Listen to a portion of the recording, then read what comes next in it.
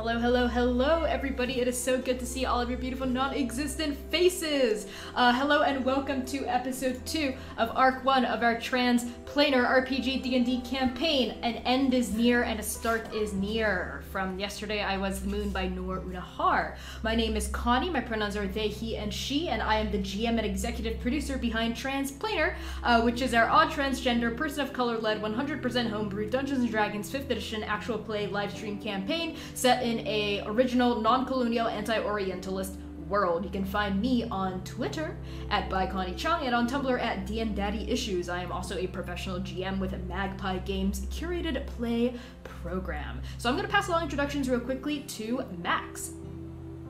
That's me. Hey, I'm Max. I go by they, them pronouns. I play our Aarakocra Artificer, Dewey Quirk. You can find me on Instagram and Twitter at Starchmonger. I'm gonna pass it to C. Hey y'all, my name is C. I use they, them pronouns. I play Oka, our Aasimar Blood Hunter.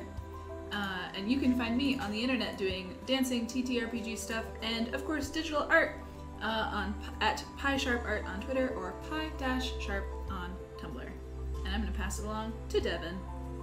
Hello everyone, my name's Devin. I use they, them pronouns, and you can find me on the Discord. Join the Discord. I play Manaia. She's tall, she's strong, we love her, and now she can maybe do magic. Who knows? Anything else? I don't need glasses. My vision's perfect. Don't worry about me. We're not worried, Devin. We're not worried. We're not. Okay, y'all may not be. Anyway, go ahead, Erica.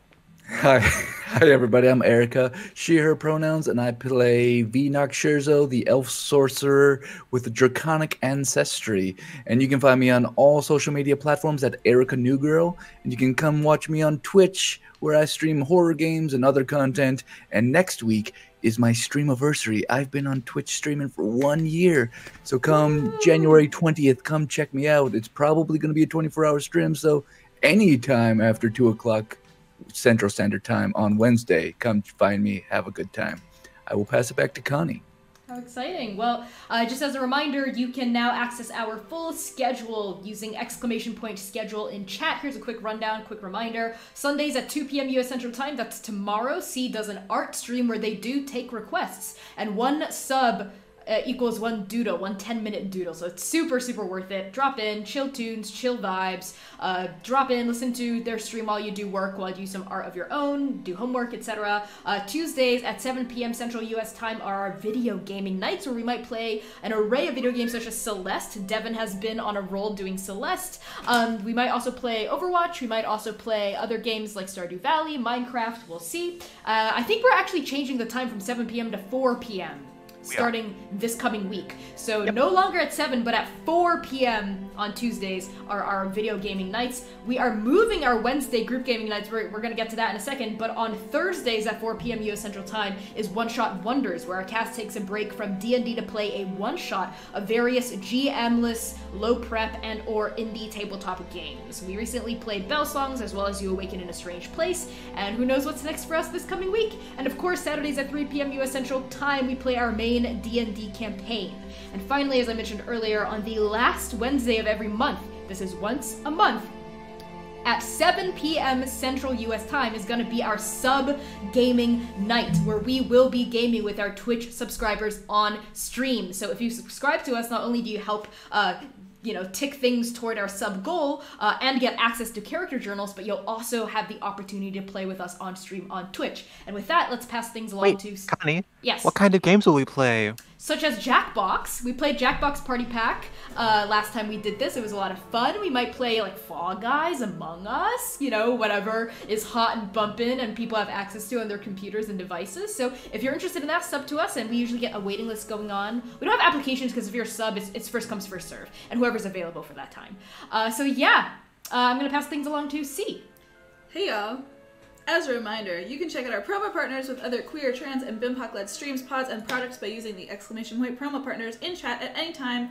And as you know, you can access our merch store by using the !merch command to get yourself any kind of Transplanar logo items that you want. And be on the lookout for new merch items that are coming up probably whenever I figure out how to make them. But do keep your eyes open for that. That's all I have to say right now. But Erica is going to do the important work of thanking our donors. Yes, we love here at Transplanar to acknowledge those who have subbed, given bits, given us donations.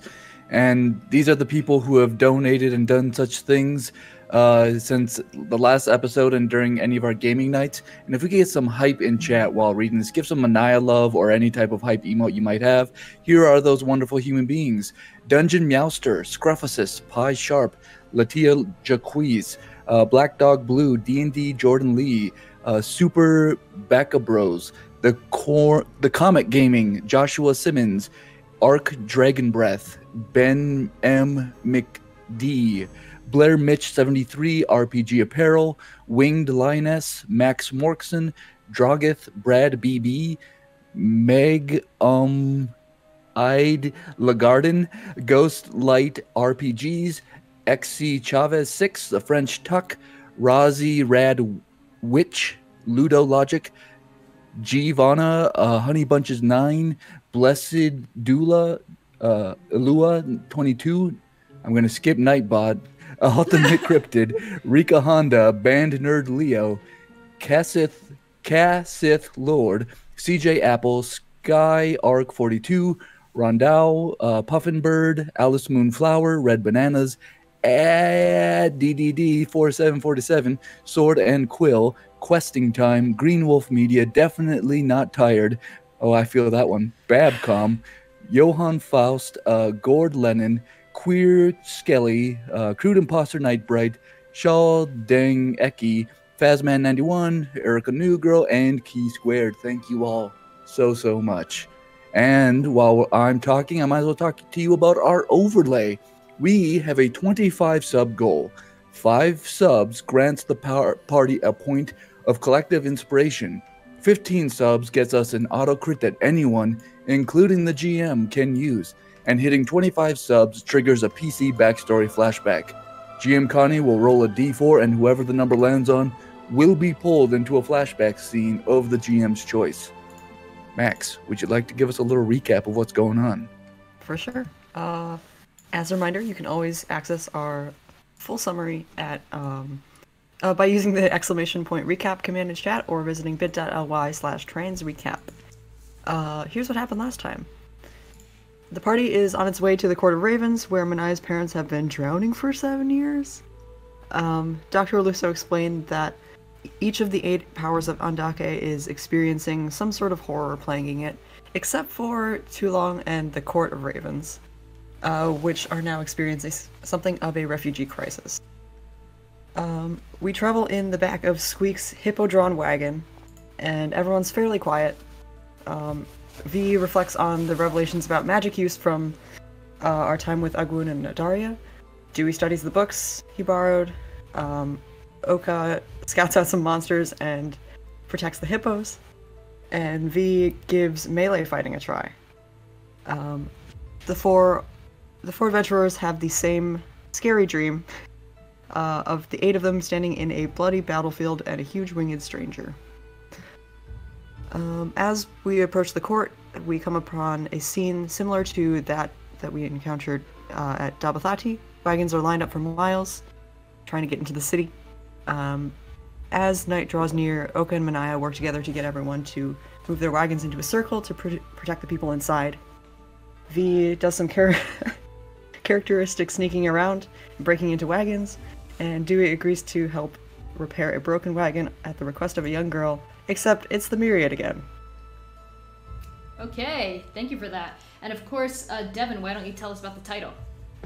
Yeah, of course. So, every episode, of course, has a title, which we draw from poems made by BIMPOC trans queered artists, or poets, rather. And the title for this episode is An End is Near and a Start is Nearer, which is from the book Yesterday I Was the Moon by Noor Unahar. And the full poem reads as follows. When everything comes crashing down, I hope you're wearing that faint little smile, for an end is near, and a start is nearer. Thank you so much for that, Devin. And of course, now moving on to the session itself, some content warnings. You can access content warnings at any time using !CW. For this episode and for the campaign in general, may include fantasy violence, detailed descriptions of gore, death of loved ones, family members, and friends, emotional trauma and baggage, cults and cult-like behavior, anxiety and panic attacks described in detail, poverty and classism, a refugee crisis, natural and unnatural disasters, and economic injustice. So with those content warnings out of the way, let's begin. Everything in the Court of Ravens is cold and low. The temperature, the vines, the long-legged bugs skating on the surface of the still water. Marsh, swamp, bog, bayou. Call the Paludo Weald what you want, but its true nature defies easy categorization. Tall, lonely cypress trees blot out the sunless sky, their mossy leaves hanging like tears. The ripping thorns and sucking mud holes of the court threaten to stymie even the hardiest of outsiders, but a trained eye sees the life. A foam-lipped eddy here, a prickling mosquito there, a glowing fungus. A settlement, shrouded by ferns and fog, elevated by wooden stilts above the soaked silt, with ramps leading into straw-roofed huts. And of course, to the east and south of it all, the boundary waters. That vast saltwater inlet which separates the court from the rest of mainland Andake. We find our party now, with the boundless, god-spined mountain range to their back, and the mist-shrouded court of ravens to their front. I ask you now, dear viewers, have you ever seen a desert kiss a swamp? That is what the boundary between the Republic and the court looks like. The hard, red rock of the sun-bleached badlands yielding soft against the fog and arboreality of the Raven's maw. That 4-mile stretch on the mainland where the Republic ends and the court begins. Oka, Manaia, Dewey, and Vee. Last we left the 4 of you, the sunless sky was dimming. The borders of the maw are closed to outsiders, just like the gates of Dabathati, the 3-headed capital of Talmat had also been closed to outsiders. And so, the 4 of you had convinced last session the dozens of other refugees from Talmud and the championship of Nabal to form a circular barricade with your carts. People inside, threats outside. And as dark draws near like a wolf smelling blood, the 4 of you dispersed to temporarily attend to your own business. Oka and Manaia, the 2 of you continue giving orders to the refugees around you, helping them set up this barricade. Vee, you have made a pit stop at a certain wealthy elven woman's caravan. And Dewey, you stand by a downed cart several dozen feet away from the security of the barricade, face to face with a dog-headed man. Let's start there. Dewey, the Myriad looks at you, smiles that predatory smile, cocks his head at you and says, "Hello, Dewey. What do you do?" I take a step back, like, did not expect that.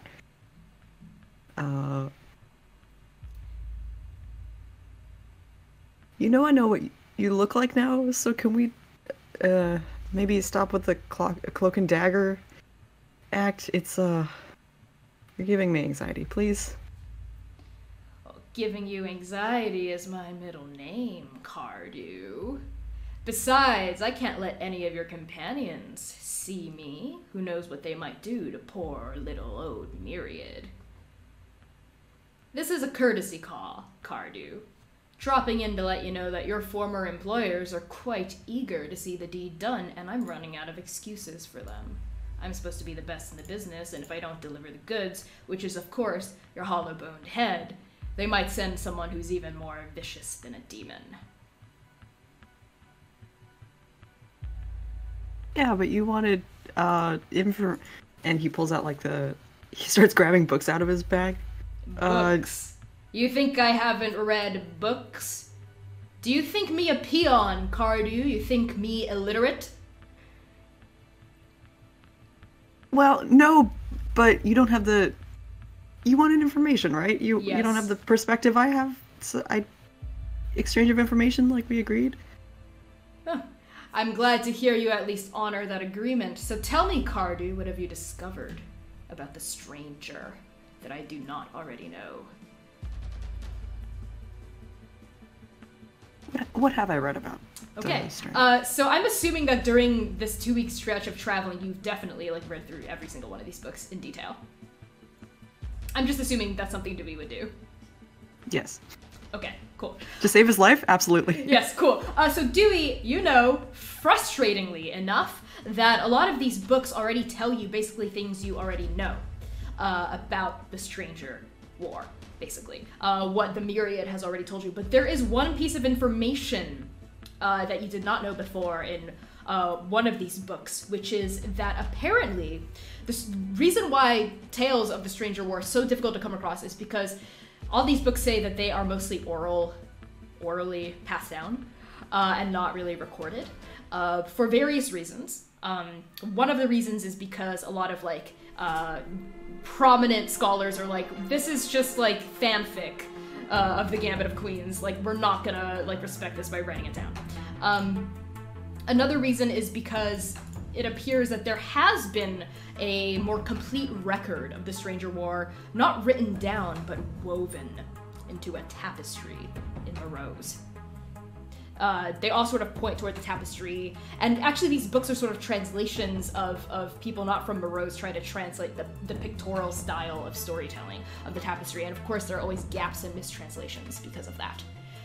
But it's kind of unhelpful, because all you know is that it's a tapestry in Morose. You don't know which village in Morose. You don't know where to find it, any leads of that sort. And you kind of doubt the credibility of some of these authors as well. So this is the information I think you've been able to gather.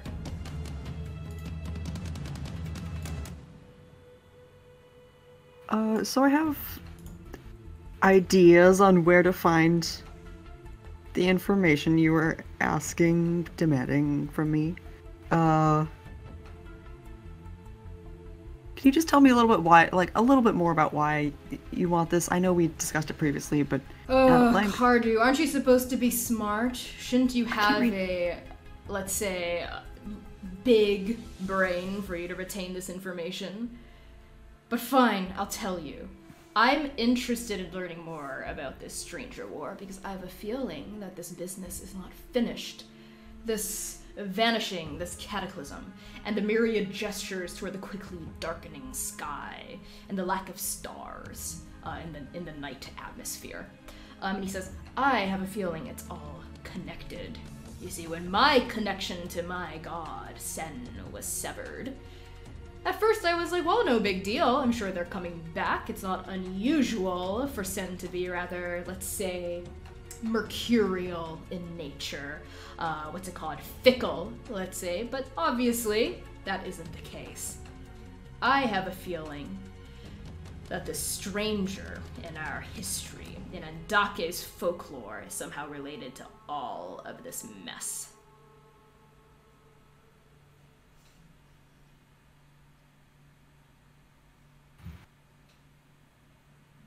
Wait, did you say you were an emissary of Sen? Cool. Yeah, the Myriad sort of cocks his head, raises an eyebrow, and then his head, warps, almost like Play-Doh, swirling, to form your own head, cocked back at you, says, I'm the Myriad. Who else could I serve? And then the head turns back into that of a dog. I would say this, but the dog is better. Yes, I do prefer the dog as well. Less of a flight risk. No.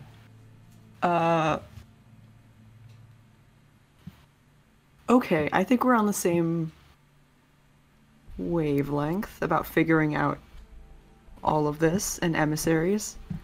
I still have some leads to check out, though.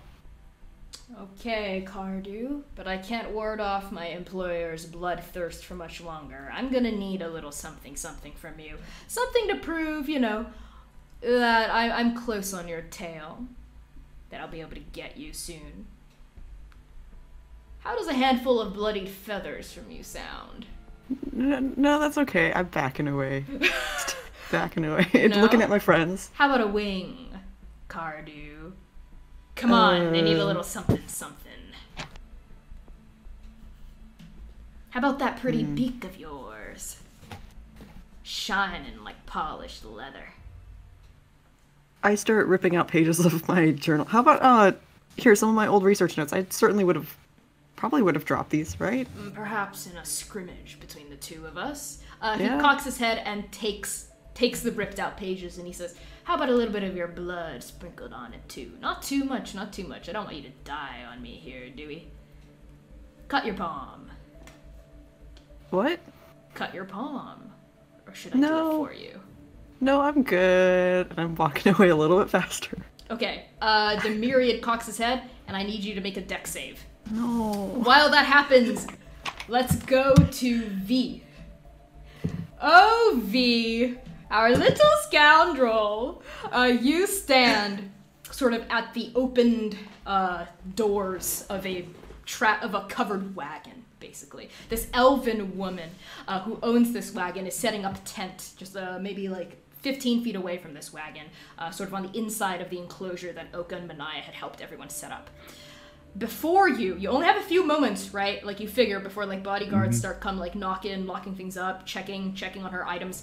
Inside you see like crates, you see like chests, you see particularly, these chests are pretty big, and you can just smell the gold and the silks. You see like valuable silks hanging on hooks and racks.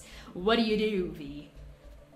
Oh, gosh, I would like to... Is there anything particular to grab? I feel like I don't even know if I have much time to even like think about it, but I will... The first shiniest object that would glean my eye, I want to throw into my robe. Oh shit, I'm Ronnie. I don't have a robe on. Yeah, I forgot. I'm Ronnie right now. So yeah, I'll just put it into my clothes. Okay, Whatever. Are you gonna go through the trouble of trying to open a trunk, or are you just gonna grab whatever's easily accessible? I think I gotta go with the most easily accept. Okay. I feel like I don't feel like I have a ton of time to like. I've just picked 3 locks. I feel like opening more locks would be. Screw it. Let's open up a trunk.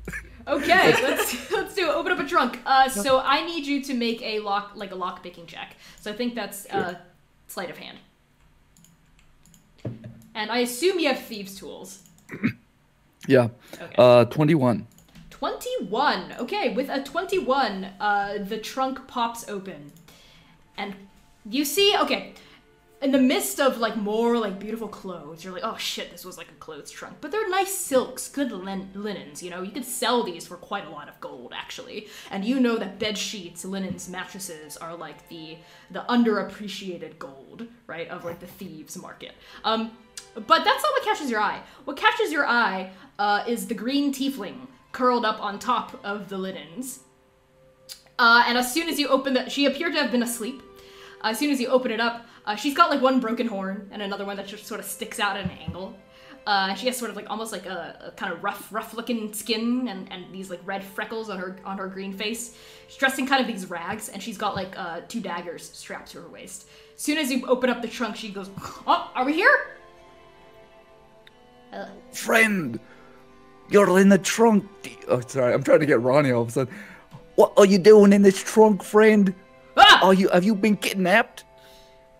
Scrummage! Quailheart! The bodyguards! Attack! Formation A!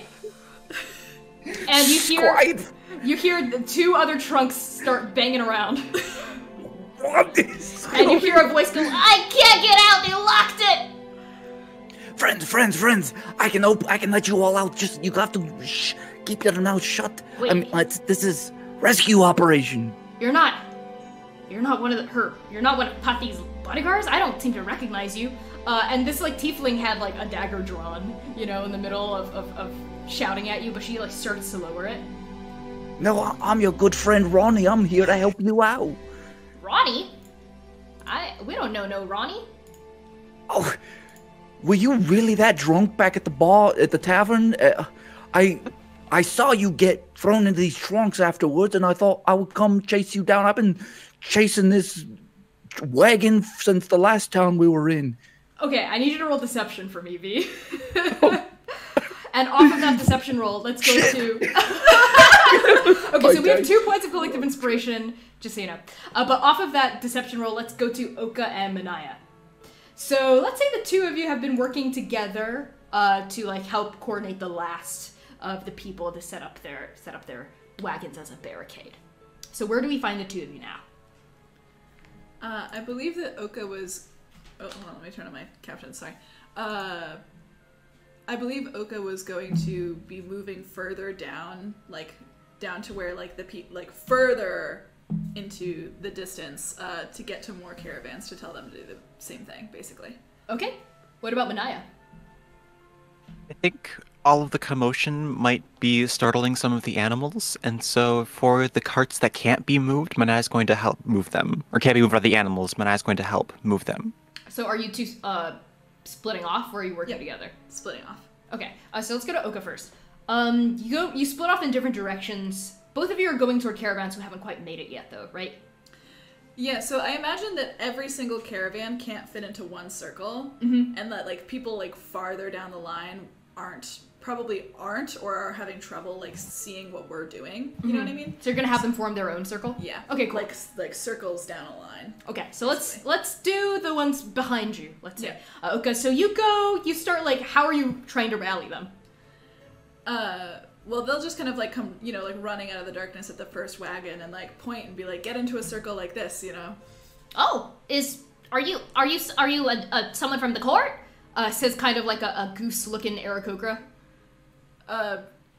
Not necessarily. I'm from all over. It doesn't matter if I'm from the court or not. Do you want to get eaten by monsters? What? No, we don't. Well, then make a circle.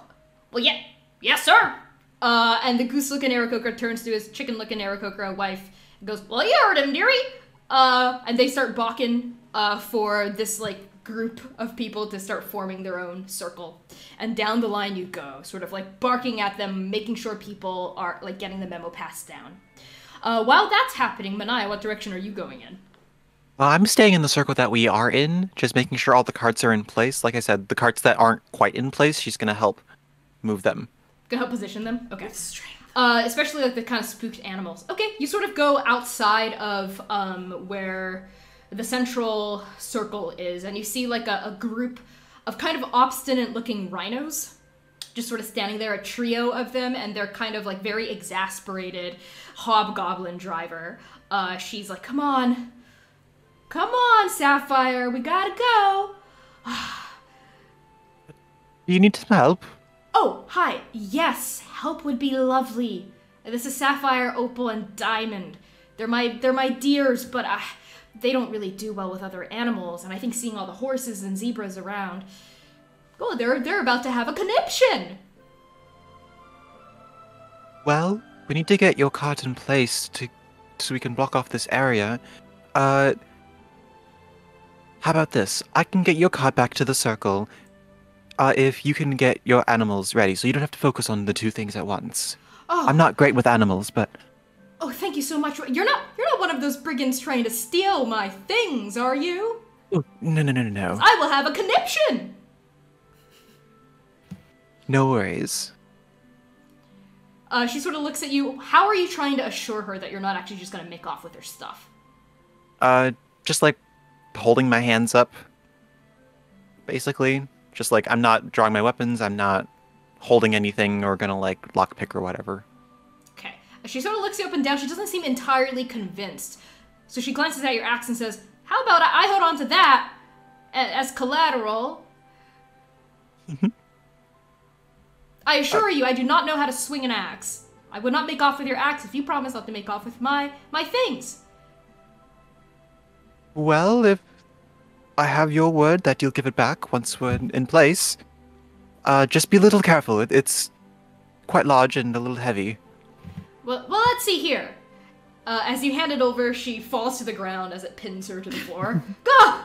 Well, you weren't lying. Oh, my mother's told me not to lie. Taught me never to lie. She sort of tilts her head, looks at you kind of oddly, says, "That's odd to find someone so honest out here, especially after the world frickin' ended. But thank you for your help. Of course. Come on now, Diamond. Carry this on your horn." And she starts like dragging the access as she like allows you to unlatch her wagon from the rhinos. While that's And I'm just gonna like that like scene from Hercules where he's like in the beginning, Yep. that thing. Yep. While that's happening, let's go back to Dewey. Dewey, what did you get for your deck save? Got a motherfucking 21. Hey, Nice. a motherfucking 21. That is enough. Okay, so you are only gonna take half damage. So roll. Well, I'll do it. You only take 2 points of damage.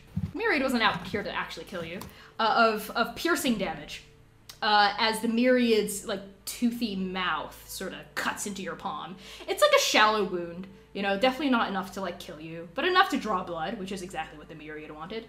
And just a flash and a snap of jaw. Some blood flashes out and splatters onto your ripped out journal pages. That wasn't so hard now, was it, Cardew? And his big pink tongue comes out and licks off the blood. Your blood from his chops. Seriously, can we just talk it out next time? I gotta go.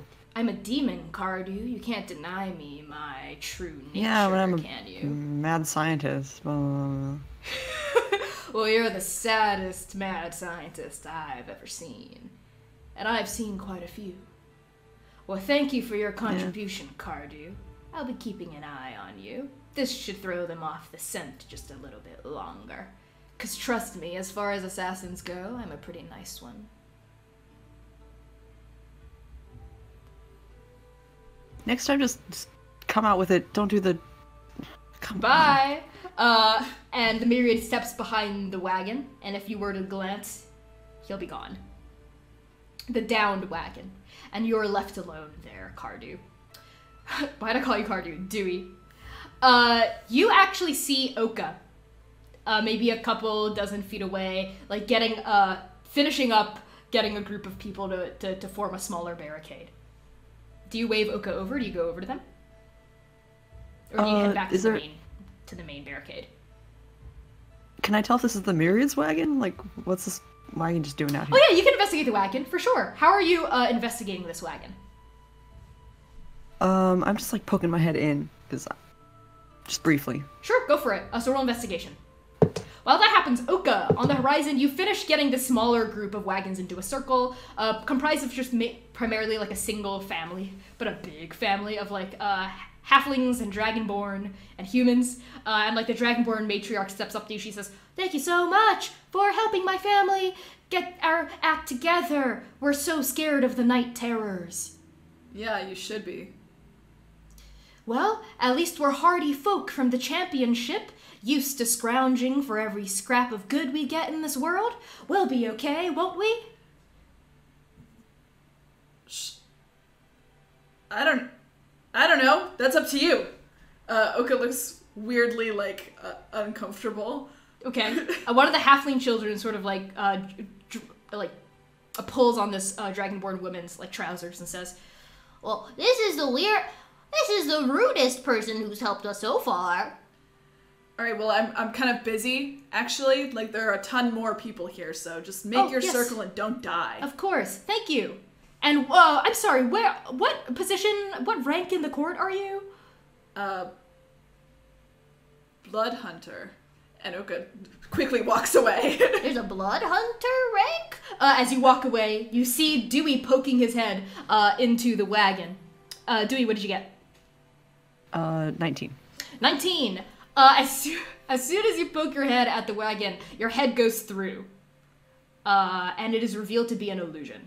And as soon as you realize it's an illusion, it sort of like seems to grow faint, let's say. Okay. He's a little embarrassed. He sees Oka in the distance and is like, gosh, and tries to get back to the group without Oka seeing him. Okay, yeah, Dewey, do you like this? You know, Yeah. in the lunchroom, you cover your face with your hand and you turn when you see someone that you're kind of friends with, but not really. So it's an awkward moment. But you head back, and okay, you see Dewey covering his face, to shield himself from you, and head back to the main circle. While that's happening, let's get back to V. What did you roll? I rolled a 22. Did you use inspiration at all? I did not. Okay, cool. So yeah, with a 22, this tiefling, this green tiefling sort of lowers her dagger and says, I'm sorry, Ronnie, was it?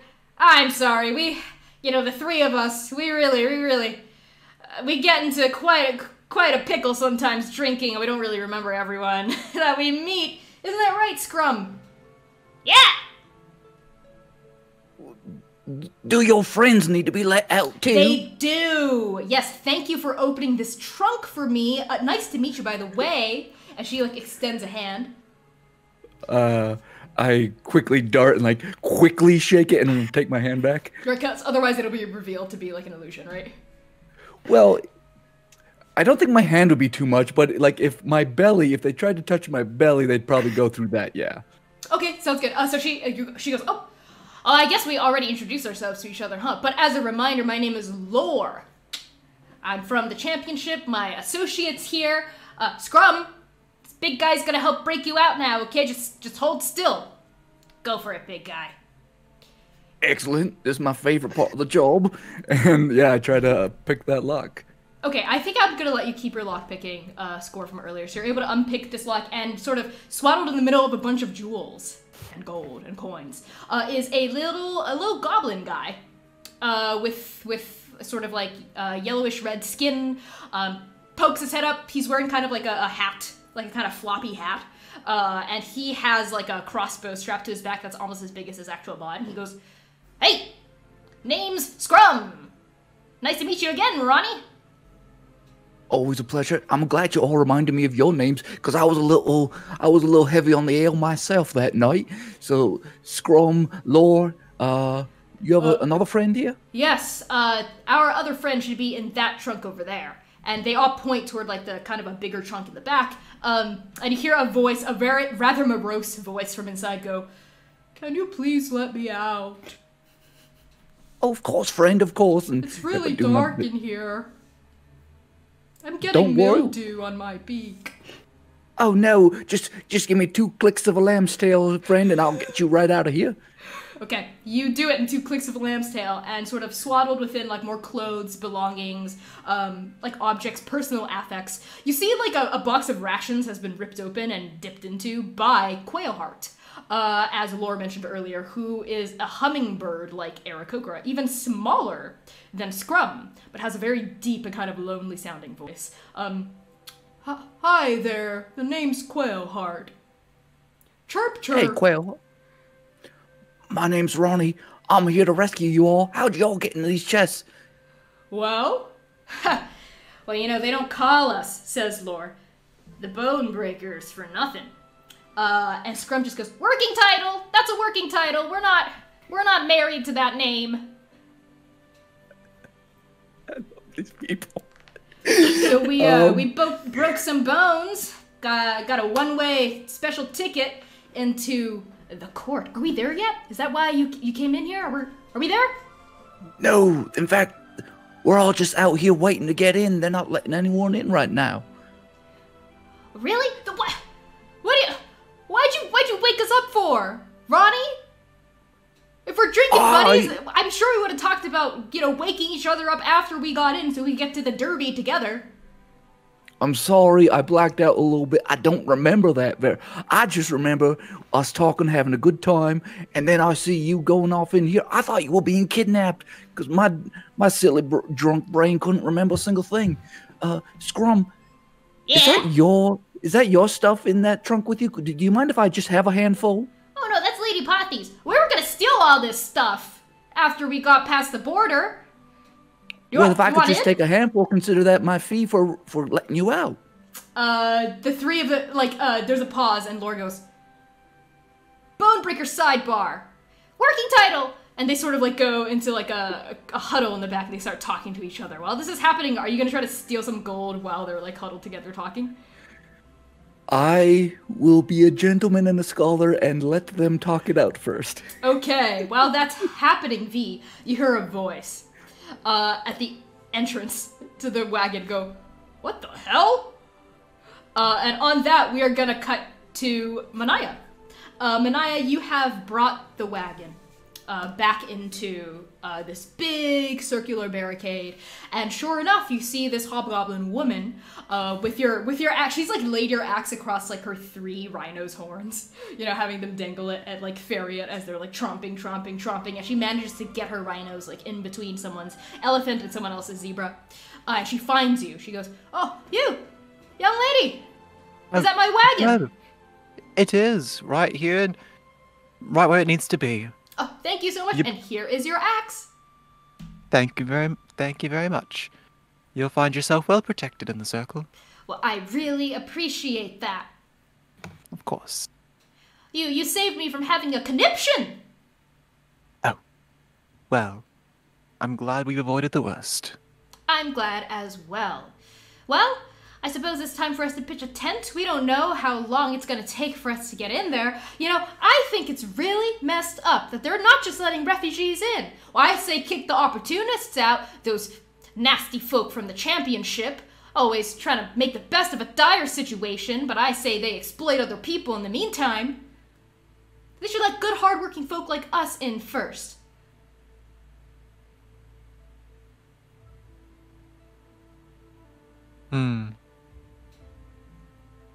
Manaia does a non-committal,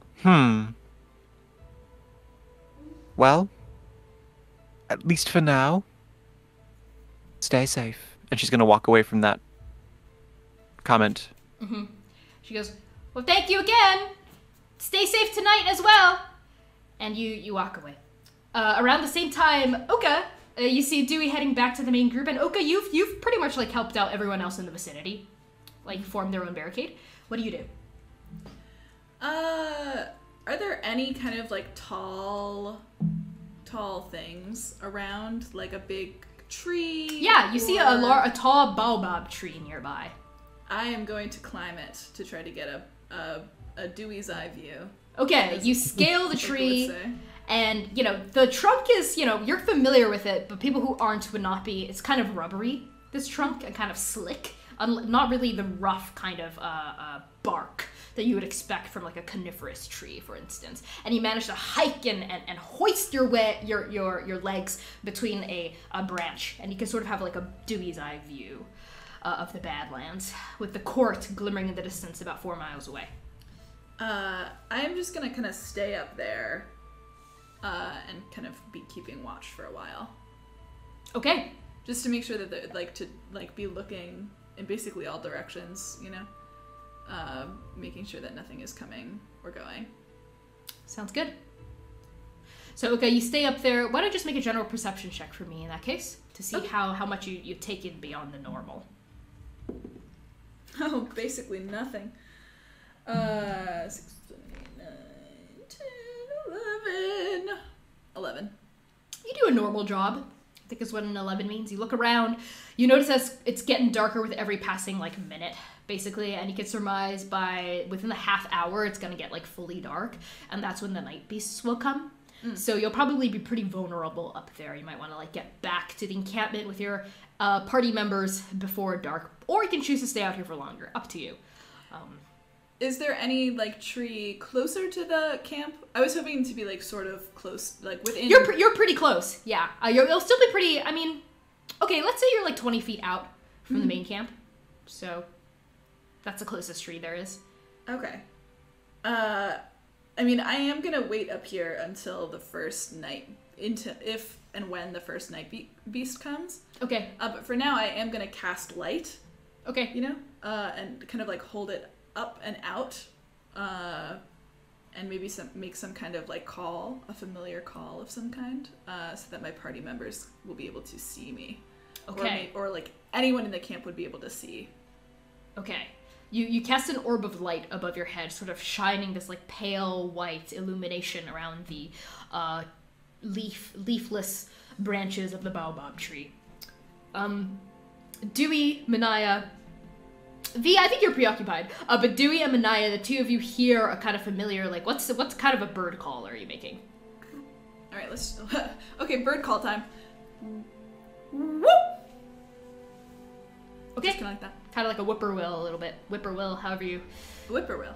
Whippoorwill, yep. Manaia and Dewey, the two of you hear this kind of familiar call. You know it's Oka, and you see that beam of light about 20 feet away from the encampment. What do the two of you do? Dewey heads up towards Oka. I think he's lost track of Manaia at this point. Okay. So he's gonna fly up there. Okay. Manaia? Manaia's gonna wave back a few times, make sure that they can see her, and then continue helping people move carts around and organizing the people. Oka will acknowledge Manaia's wave with a wave of the light. Okay. And Dewey take off with two flaps of a lamb's tail, and you arrive at the baobab tree as Manaia continue to help other people around you. Vee, you are in a little bit of a pickle here. One of those bodyguards presumably came back here to like either grab something for the wagon or like check on it, and you stand basically like red-handed in the middle of the wagon with those three, the quote-unquote bone breakers huddled in the corner, and you see like this big kind of like half minotaur looking guy standing there, and his hand immediately goes to the hilt of his short sword. What are the four of you doing in here?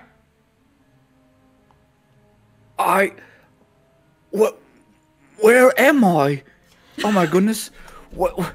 I feel like I've been charmed or something. What? Where am I, friend? Who are these people? What am I doing? Okay, roll performance. Oh my god. Hold on. It's not my best performance. Let's see. You have 2 points of collective. Let me do 1 point of collective. Sounds good. That is better. That is a 16. 16. Okay. Well, let's see. Okay. The half minotaur guy pauses and says, "What? Do you remember who charmed you?"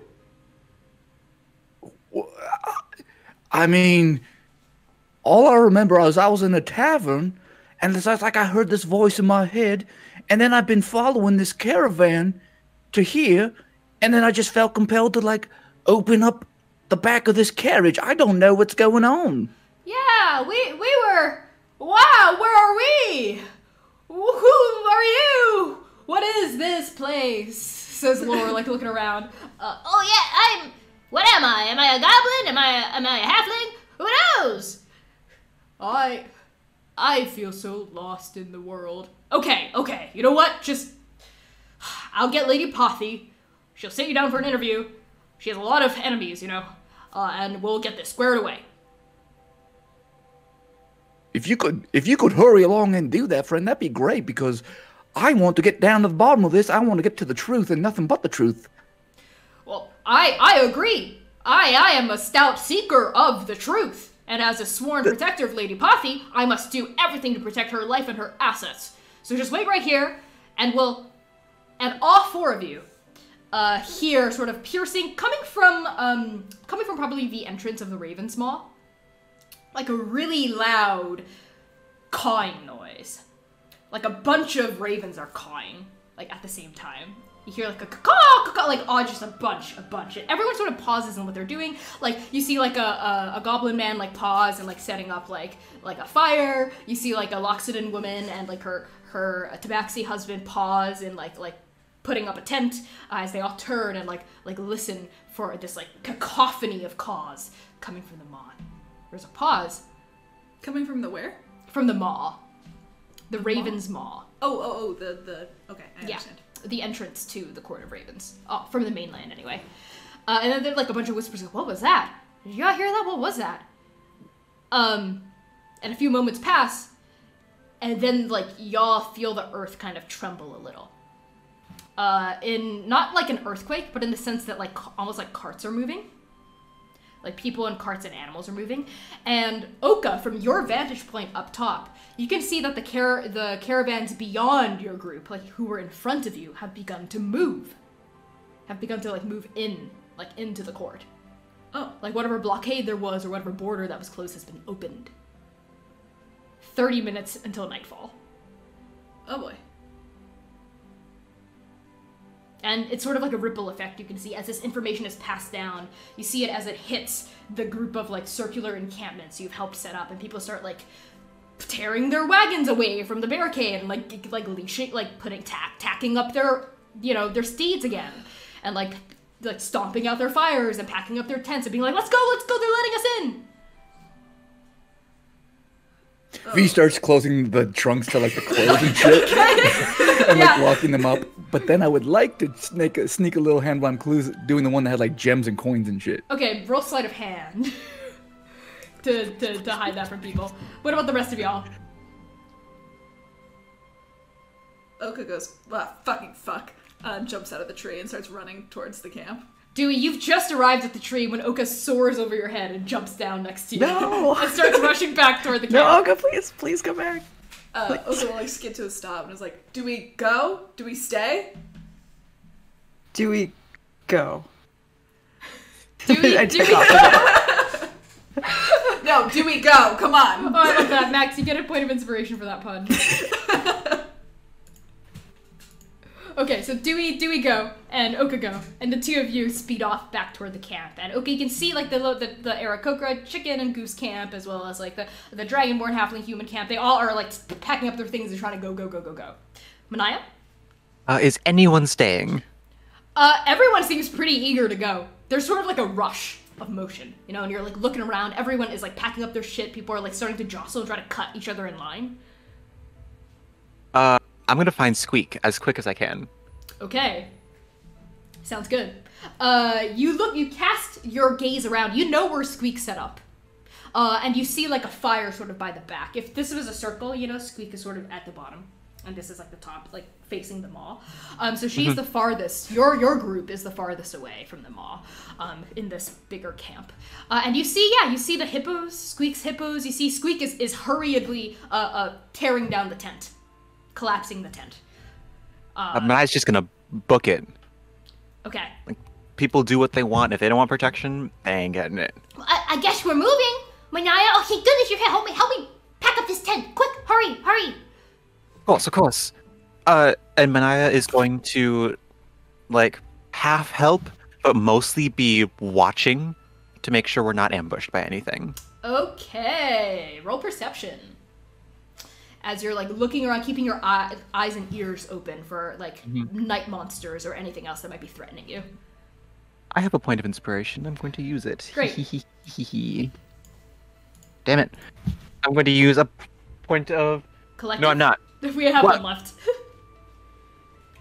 We can use it if you want. Do it. Do it, Manaia. Fine, I'll use it. I'll use it. Ah! Damn you. A 4, and then a 6, and then an 8. Plus my perception would be 13.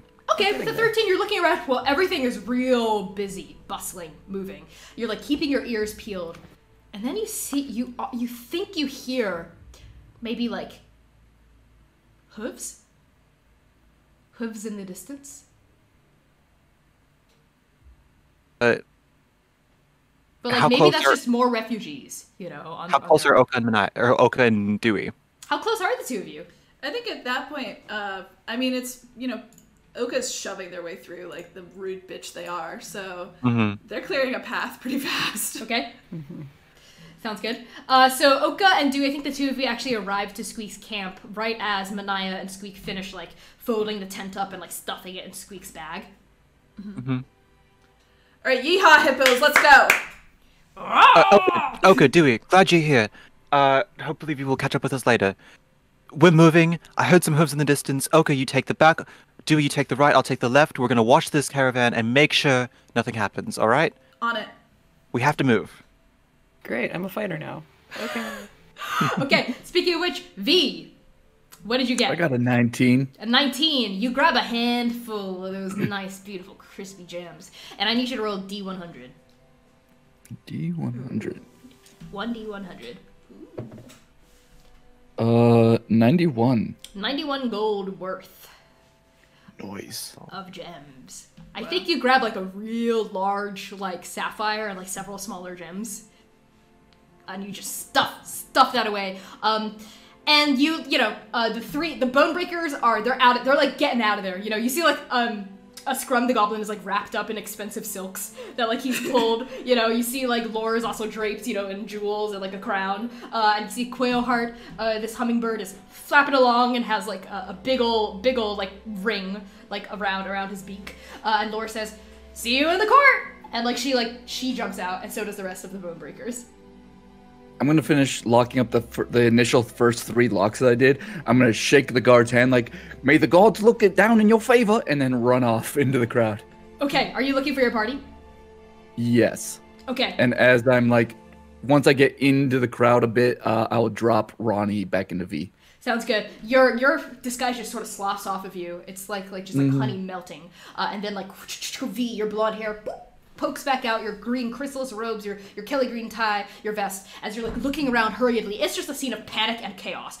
Everyone is moving. You almost like dodge to the left as like a big cart like drawn by like 4 horses and this huge wagon just trundles past you. Like they would have stampeded you to death. Like they're just like go like whipping the horses, like digging spurs in, like trying to get them to move as quickly as possible.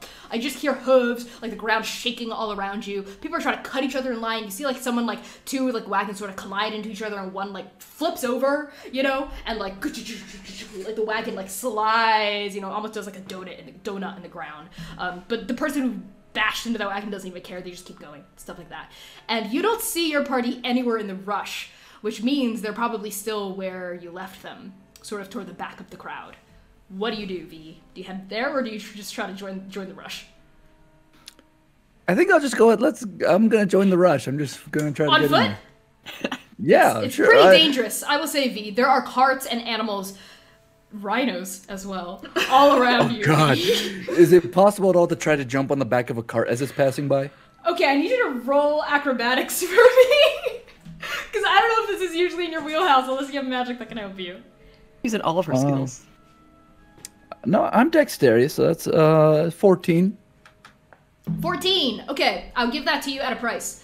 So you are able to hop onto the back of a caravan, but the price is either the person or the people in charge of this caravan are very unfriendly, extremely so, or let's say the back of the caravan is unstable and probably going to fall off very soon. I can deal with unfriendly, come on. Okay, you hop onto the back of the caravan, and it's actually the back of like an uncovered wagon where there are like 6 or 7 other armed to the teeth looking mercenary dudes. And like real buff people sitting there. And as you clamber on, they all turn their gazes onto you. They look real scarred. You know, they've got like all sorts of fucked up weapons. They've got like armor with like spikes on them, you know? And the person driving it is like in like a full plate armor with like a helm, almost looks like Sauron, you know, like black plate armor. And they all like look at you. Hello, welcome from the Chrysalis, friends. I am here to bless your cart and give you protection until you get into the Court of Ravens. Okay, roll persuasion. I'm really running you through the gamut of your charisma skills. So, as you hop onto the back, looking down these like really roughened, weather-hardened mercenaries, let's go back to our main party: Manaia, Oka, and Dewey. You don't see Vee anywhere. Squeak is like, "It's Stu. We're gonna get left behind. We have to go." Oh, we'll follow. She's wily. It's fine. Okay. Come on now, Ching, Bertha, Hyacinth, Cactus. Run like the wind. And Squeak like sort of slaps the butts of her hippos, and they go, and they start like across the Badlands. Y'all sort of like bringing up the rear. There's a few people like behind you and around you, but like the majority of the crowd is in front of you. You see like this big sort of red dust cloud being kicked up by all the animals' hooves and whatnot.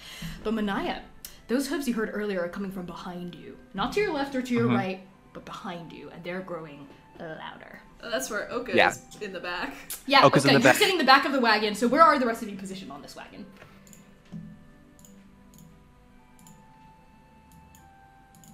On top, clinging for dear life, and also watching out.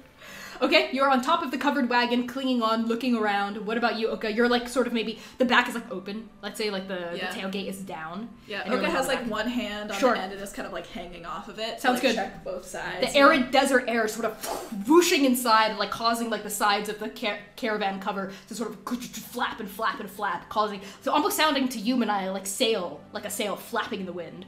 And like there's dust being kicked up everywhere. And Dewey, maybe you cough a little. Your glasses get all fogged up with some dust. What about you, Manaia? I can only imagine the hippos aren't moving fast, like so fast that Manaia couldn't like jog to keep pace. Okay. So she's keeping pace on the right side, keeping an eye behind her. Okay. Manaia, Axe ready. Sounds good. So you're jogging? To reiterate? Yeah. Okay, you're jogging alongside, holding your axe, running, looking with your axe readied. And the three of you see something kind of horrifying. Those hoof noises that I have from earlier get louder, like impossibly loud. Like this is like either like the biggest horse in the world or like a bunch of horses or whatever. And then like there's like the darkness is falling, right? Is anyone casting light? Oh good, you do sort of have like your hand aloft casting light in like a circle around you.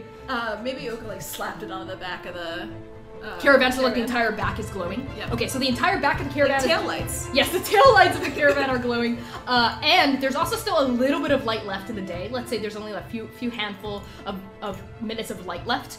And Dewey, from your position on top of the cover of the wagon, you see like you remember those like those other like wagons I described to you that was sort of like flanking you, a little behind you. There's one, let's say, on a diagonal from you behind you, maybe on a 60-foot diagonal behind you.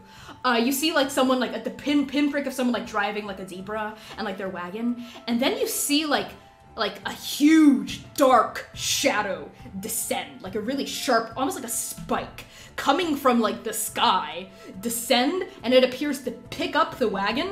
And you hear like a distant scream as wagon, driver, and horse are all sort of picked up from the middle. And the wagon seems to like fall from it, and smash onto the ground into smithereens, and the horse and the driver disappear. The zebra and the driver disappear into like the darkness. And the scream cuts off abruptly. And the hooves grow louder. Goo-goo, goo-goo, goo-goo, goo-goo. And then out of the darkness, before we take our break, in the last few moments of the setting light, we see emerging a gigantic creature, probably as tall as a building, maybe 2 buildings tall, sort of in the distance, maybe 60 feet behind your wagon. Squeak goes, ah! Like drives her hippos faster. This thing has, that big sharp spike was its beak, because its beak is super long. It looks like a pterodactyl with its beak just extended all the way down. A crane from hell. A crane from hell, basically, and it has hooves. 4 hooves that it's like galloping impossibly toward you with, and its entire body seems to be made of like obsidian mottled shadow. And 2 huge eyes on either side of the beak. And with that, we're gonna take a break. That's kind of fucked up. Glad I'm in my cart. That's true. Okay, we'll be be back in 10 minutes. Thank you everyone who has subscribed. We have hit 10 subscribers out of a 25 subscriber goal. Don't worry, this does not reset between episodes. Subscribe responsibly, donate responsibly. Thank you so much to everyone who has supported us. I think 5 more subs gets us an auto crit, which might be necessary for this upcoming chase battle. We'll be back in 10. Take a bio break, take a tech break. We love y'all. We'll be back. See you soon.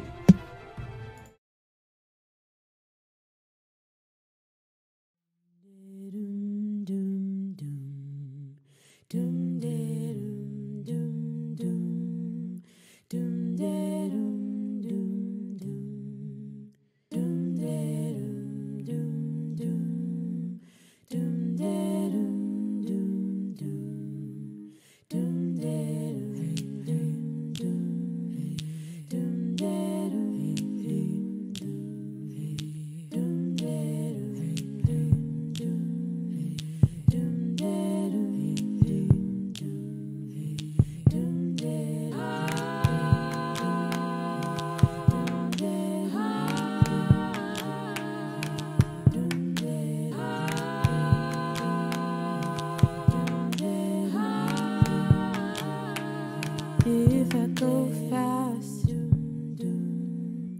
instead of slowly, instead of last, if my father survives me, if I explode, if I go up in smoke, if I go quietly, when I go quiet, give my heart to my mother. She'll know what to do. Give my songs to my lover. She'll know what to do. Give my bones to my father. My poems to my sister. My love to one another. Give it all to each other.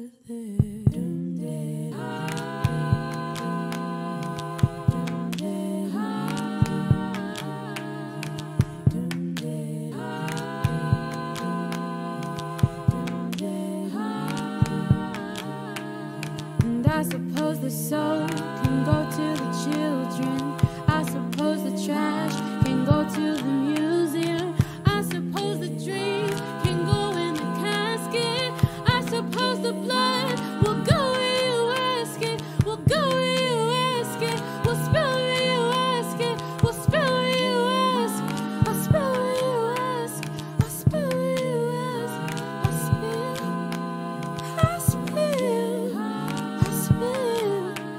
I'll spill.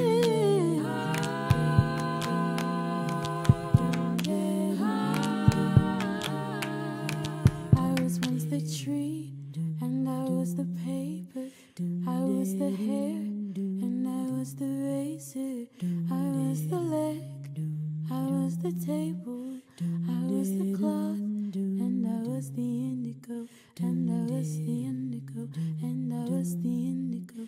And I was the indigo, and I was the color girl. And I was the color girl, and I was the color girl.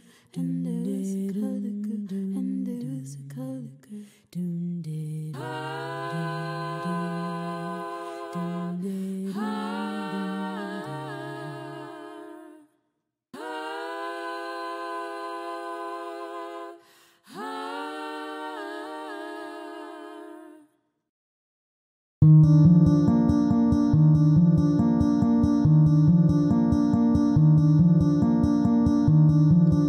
It's the blue light when we're out with our friends.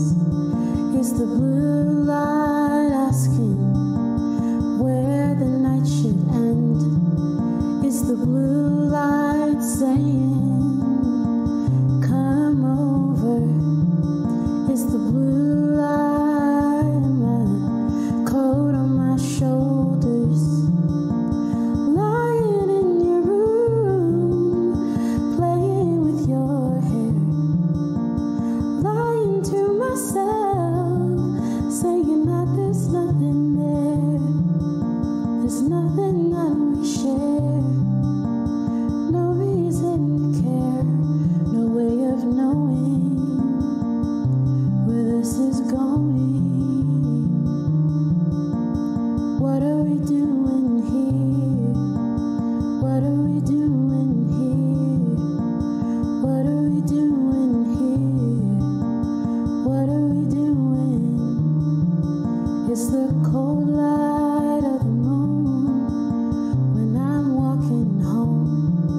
It's the warm light through my window when I wake up alone.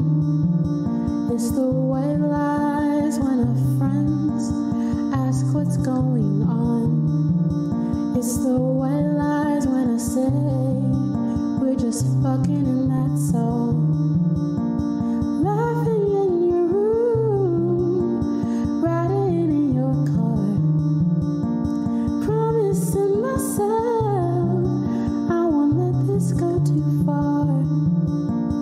And yet here we are, so. And yet here we are, so. What are we doing here? What are we doing here? What are we doing here? What are we doing? I'm not your boyfriend, but I'm somebody. I'm not emotionally available, mentally stable, but I'd like to be.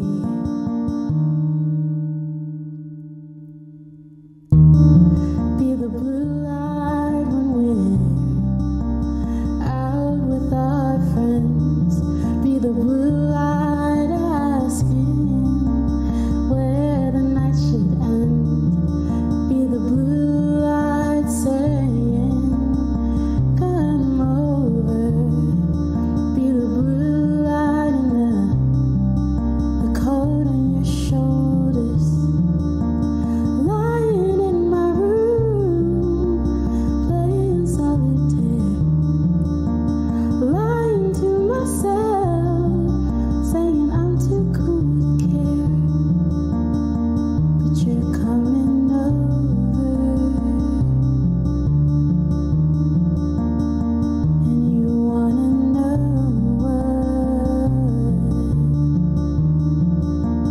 what are we doing here? What are we doing here? What are we doing here? What are we doing? What are we doing here? What are we doing here? What are we doing here? What are we doing? What are we doing? What are we doing? What are we doing? What are we doing? What are we doing here?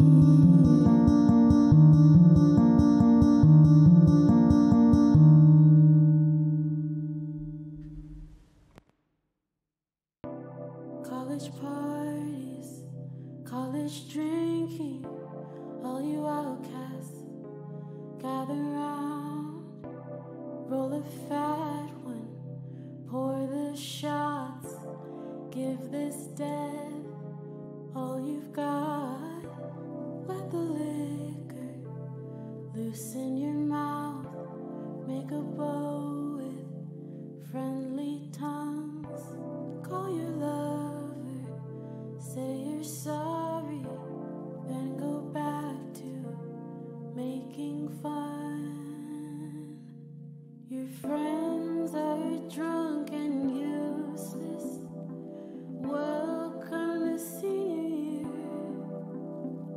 The night is young and ruthless, and you want to disappear in the hallway, in the hall, in the hallway, in the hall.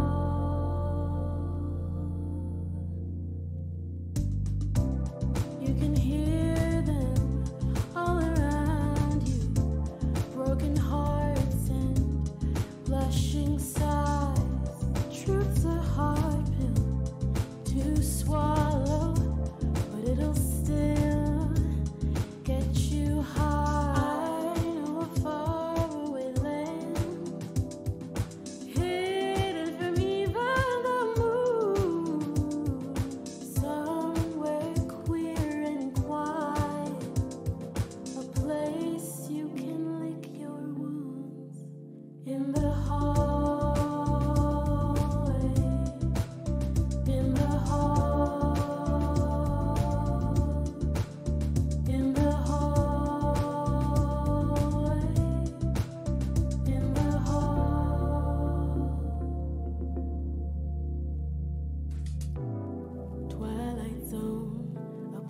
to be alone, or highway cutting through the noise in bedrooms, chamber of secrets, come close and lean in, Hello, hello, hello, everybody! It's so great to see all of your non-existent, lovely, beautiful faces as we are dropped right back into the middle of this session. So before we actually come back, let's refresh our memory on content warnings again, especially as this battle's coming up. As a reminder, content warnings for this episode and campaign may include fantasy violence, detailed descriptions of gore, death of loved ones, family and friends, emotional trauma and baggage, cult and cult-like behavior, anxiety and panic attacks described in detail, poverty and classism, a refugee crisis, natural disasters, and economic injustice. Anything else I'm missing? Dinosaurs. Dinosaurs. Dinosaur attack. Vicious dinosaur mauling. Okay. So let's get right back into it. Manaia, Dewey, and Oka. The three of you see this huge creature lunging at you from the dark, only 60 feet away. These poor hippos are running as fast as they can. A hippo's top speed is 30 miles an hour. These hippos are extremely motivated, so they're going a little over 30, but it's not quite enough as this huge beast looms closer. This thing is like 2, 3, 4 stories tall. Has a huge beak attached to a bird-like face, a long neck, like proportionally about as long as a giraffe, attached to like kind of a rounded, like darkened, feathered body, and 4 hooved appendages sticking out of the body, running at you from the dark. And you also see, to your horror, Dewey, as well as the rest of you, the 2 front limbs also have like wings flaring out from their sides as this thing comes toward you. Oka screams. Roll initiative! Dewey as well. You as well, V. Oh boy. Oh boy. Is right. 15. What'd you get? 15. Okay, Dewey got a 15. Now, that seems wrong. Initiative +1, but my dexterity is a +3? It should be plus your dex score. Maybe you just haven't updated. That's whack. Who knows what I've been doing? I guess not real. Oh my god! Oh, you pushed Peppa off! How could you? Cruel! Cruel!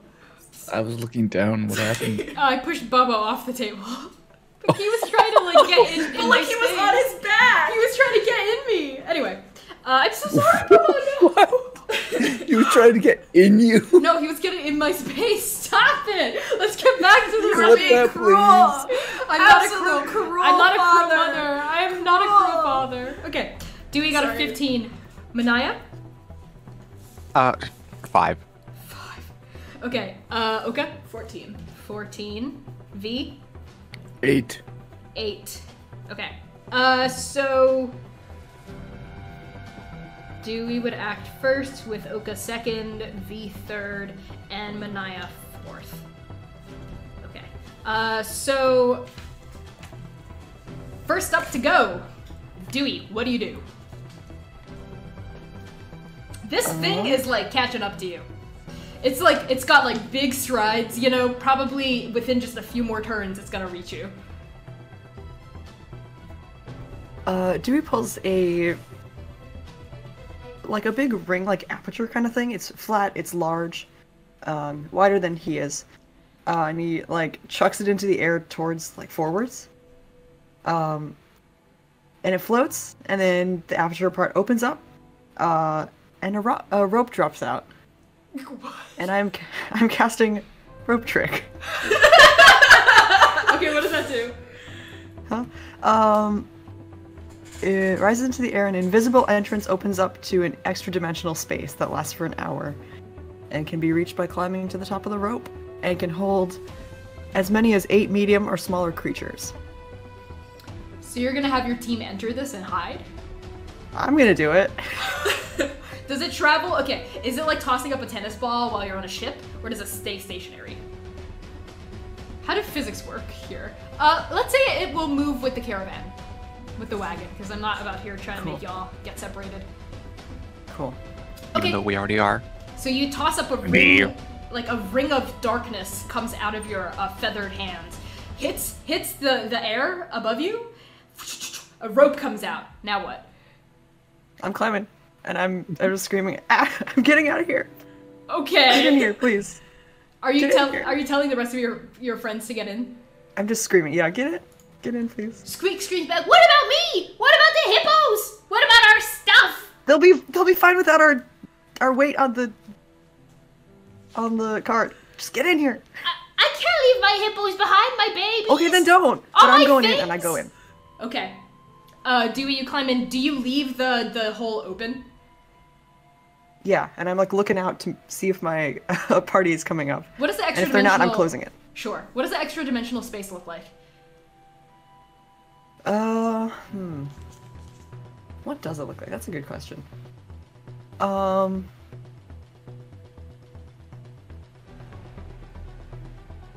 Didn't think this through.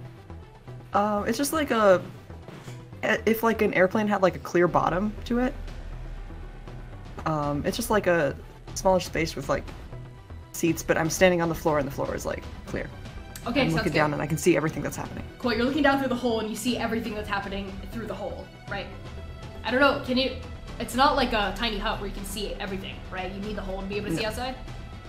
I think Okay, so. sounds good. So you're looking through the hole, seeing, like, you can see, like, the ground rushing underneath you. You know, you can sort of see, like, the glowing entrance of the tarp that Oka had created. You can see, like, Manaia, like, hoofing along beside the caravan. You can see dust kicking up in great big plumes all around you. Wait, does that mean that Manaia is running at 30 miles an hour?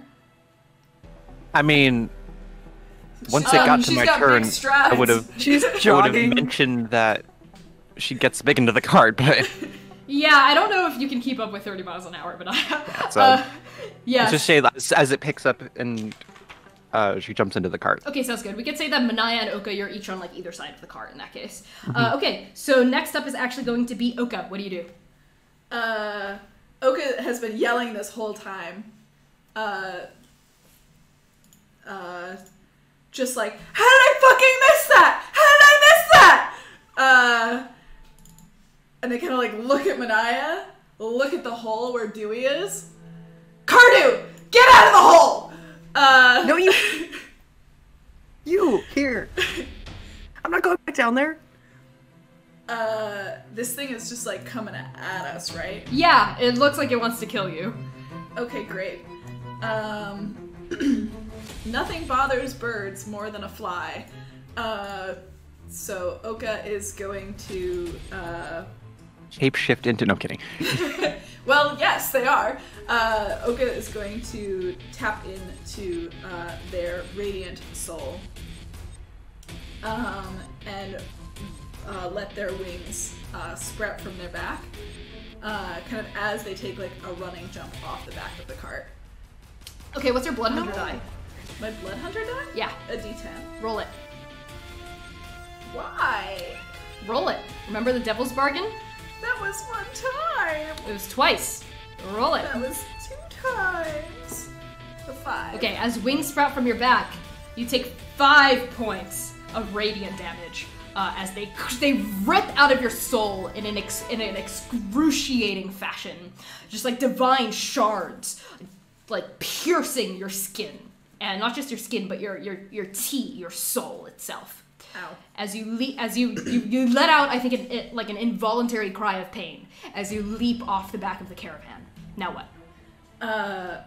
Oka is going to start flying toward it very erratically to distract it. Cause like what? It's gonna like, you know, with its little beak, it has to be very precise to eat me. Okay, I like that. You're gonna, while you're flying around trying to distract it, are you also gonna try to hit it? I used my action, technically. Oh, okay, cool. The cool. action Sounds was good. to use the Radiant Soul, so Oka is just gonna start screaming, and like flying towards it. Okay, Yeah, sounds good. This creature's like huge glossy eyes turn on you, Oka, as you like fly. You're like a tiny little, like a fly, like buzzing in its face. Like a big fat juicy fly in front of a lizard, right? As it's like its big beak, which was sort of like dragging its entire head down, because that's how heavy this huge fucking beak was, like it lifts as its head like cocks to the side, and its huge glossy eyes sort of follow your movement as you're darting in front of it. Yeah, I'm gonna try to get close enough to it. Yep. So that its beak can't actually, I'm close enough to its face that its beak can't get me. Okay, yeah, this creature is gonna go now. And it like, it gets closer and closer, and now its like head is like almost like right in front of you, Oka, and I need you to make a dex save as it like swipes its beak toward you. Oh boy. Oh boy, I would like to use my inspiration. Go for it. Oh boy. Oh boy. A dex save? Yep.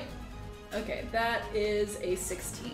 Okay, you're gonna take 12 points of bludgeoning damage as this huge beak just like. Thankfully, you're not snapped in half by the slashy part of the beak or pierced through the middle by the pointy part of the beak, but you are hit by the blunt side of this beak as it just swats you out the air, and you go tumbling through the air, blitzing. And as you do, the light from the back of the caravan dissipates as you're no longer able to focus on it. And everything about the caravan where Dewey, Manaia, Squeak are is plunged into darkness, as the last remaining vestiges of light in the night sky vanish, and it is complete and total darkness that swallows you all. And Oka, you whirl through the air, and Vee, before we get to Manaia actually, Vee, I need you to make a dex save. Oh, great. Always love that.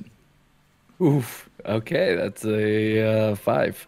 As Oka smashes into you. Oh, cool! As you're on the back of the wagon with these like rough and tumble mercenary guys and gals who have lit like several torches at this point to sort of like light the way and like help their driver see the light, see the road.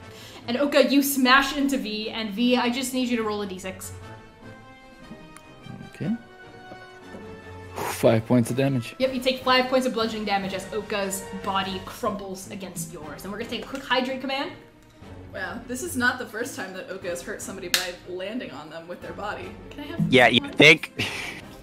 Yep. Oh god, I'm next.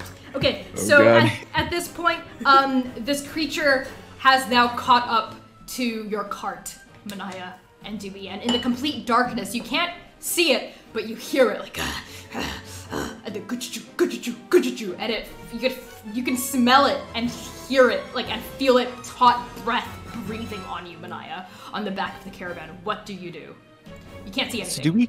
Has Dewey cast light before? Dewey's in a hole. I'm But just I don't think so. I don't actually remember. I don't Okay. think so.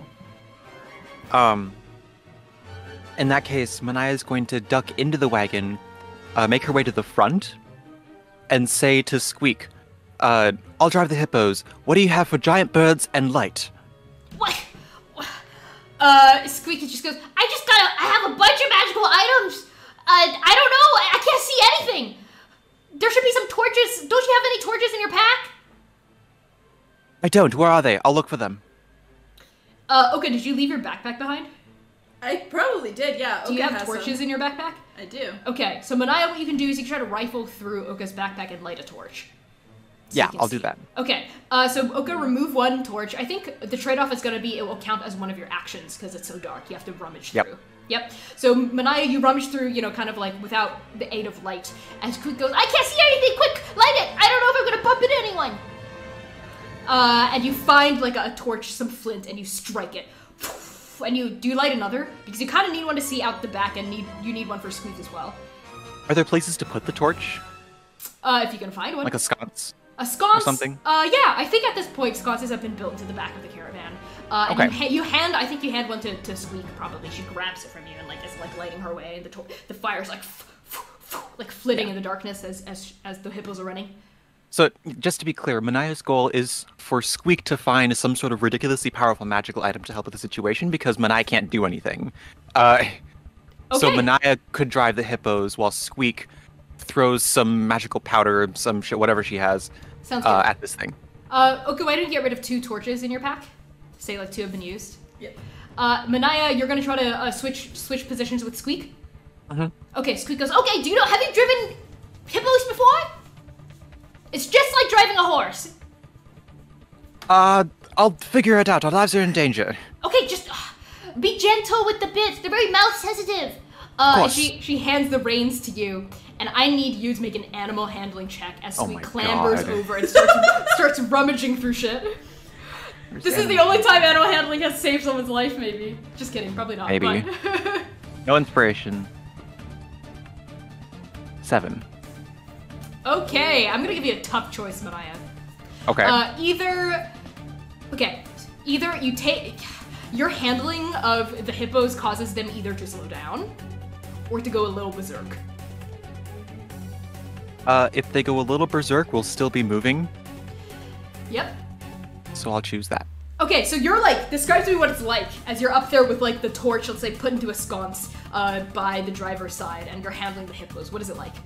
I think Manaia is a little frantic right now, and maybe hasn't fully processed the idea of being gentle with them, combined with Yeah. she's holding a rope, and the only rope she's held has been rope on ships, where you have to hold and pull hard. So I think she's pulling at them a little too hard. Yep. You see, Yeah. I think maybe what happens is you see a caravan just suddenly come out of the darkness, like suddenly within your radius of light, and you pull hard to like avoid it, you know? And the hippos sort of snort and they grunt angrily and they sort of jerk to the side, and you hear Squeak go, ah! As you hear like thumping and bumping, like in the wagon in the back, as presumably she's being ping pong balled around inside, like a little balloon, like a beach ball, because she's like as round as one and as big as one. She goes, ah, Manaia, please be gentle. Sorry. Okay, and at this point, I think Squeak goes, well, okay, how about this? And Dewey, you see, Manaia, you don't see what happens because you're like focused on driving the hippos, but Dewey, you see shooting out of the back of the down tailgate of the caravan, just a beam of fire, just a torrent of fire, just whoosh, and goes straight toward this creature and knocks it square in like its neck. And like scorches like a huge, like big, like blackened, charred piece of flesh. And Manaia, you hear Squeak go, Oh, I've always wanted to use that one. and now we're gonna go to. Did we kind of miss these? We missed V. I'm so sorry, V. We should have done you first. Because you're 8. I missed you. My apologies. But let's go worries. to V. But next time I'll make sure V comes first. My apologies. No worries.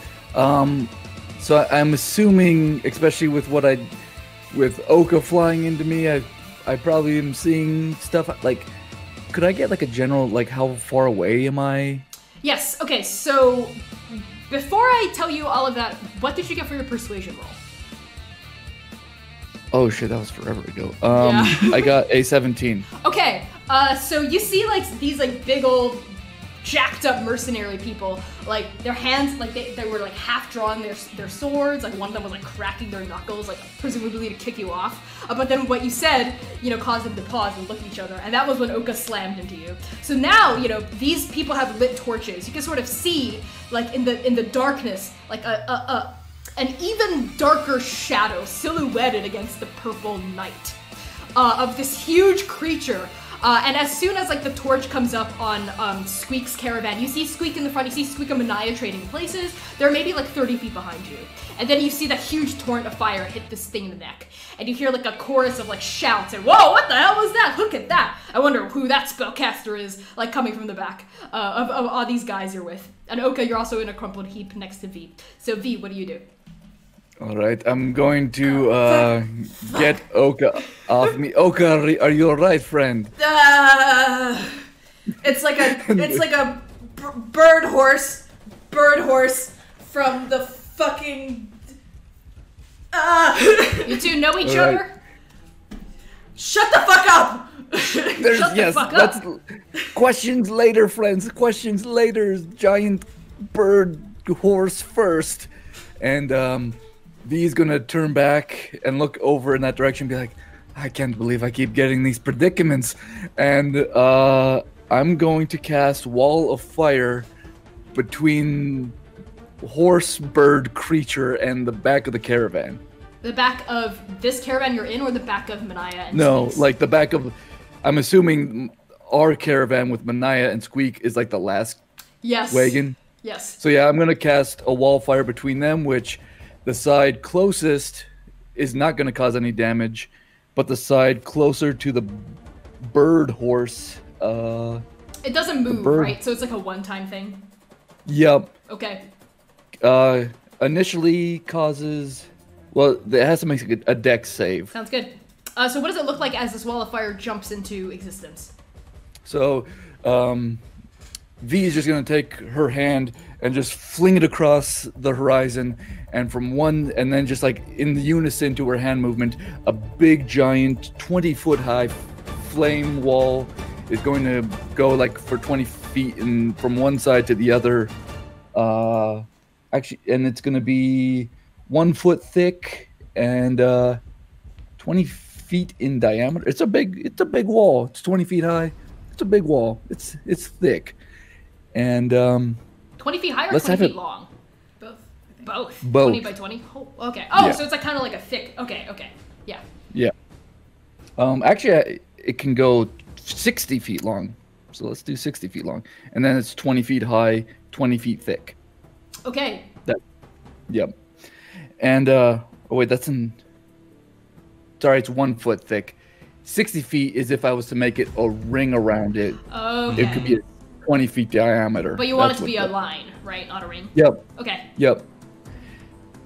And the creature can go through it, but it's gonna take damage now if it goes through it. It's Okay. gonna take. It's gonna more go through damage. it. So how much does it have? Does it have to make a dex save? Yes. Okay. So against what? Oh, that mine is 14. Okay, it does not make it. So why don't you roll damage for it? As I describe what happens. So all of you sort of, okay, you see V just sort of swipe her hand like across space, and just this wall of fire leaps into existence. And Manaia and Dewey, both of you see like Manaia, you don't see this because you're driving the hippos, but Dewey, you've got like front row tickets to the V fire show as just this like wall of flames of crimson fire just leaps into existence in front of this huge dinosaur like, you know, long-necked ass motherfucker as it charges like through it, taking how much damage? 18 points of damage, fire damage. Okay, yeah, it takes 18 points of fire damage in addition to the other damage it took to its neck. And now you see like parts of its obsidian flesh is like ignited a little bit. See, its feathers have caught a little bit on fire as it charges through the flames, and it lets out a shrieking roar, almost like a velociraptor's roar, just like echoing across the empty rocky plains of the Badlands. Causing all of the steeds that are fleeing from it to whinny and neigh in fear and run faster. So V, is that what you do with your turn? And then I guess I'm gonna, well, so long, new friends. Maybe I'll be back. And V jumps off and starts making, although everything's coming towards her, so she's just gonna like stand there and let things come to her. But yeah, that's you jump off the my back turn. of the caravan? Yep. Okay, the wagon was moving pretty fast. Horses can run like 35, 40 miles an hour, I think. So I need you to make a constitution save as you hit the ground. That one. V is like, so long, bitches, and falls off the back. Get a nat 1 in the chat, please. A nat 1 V in the chat.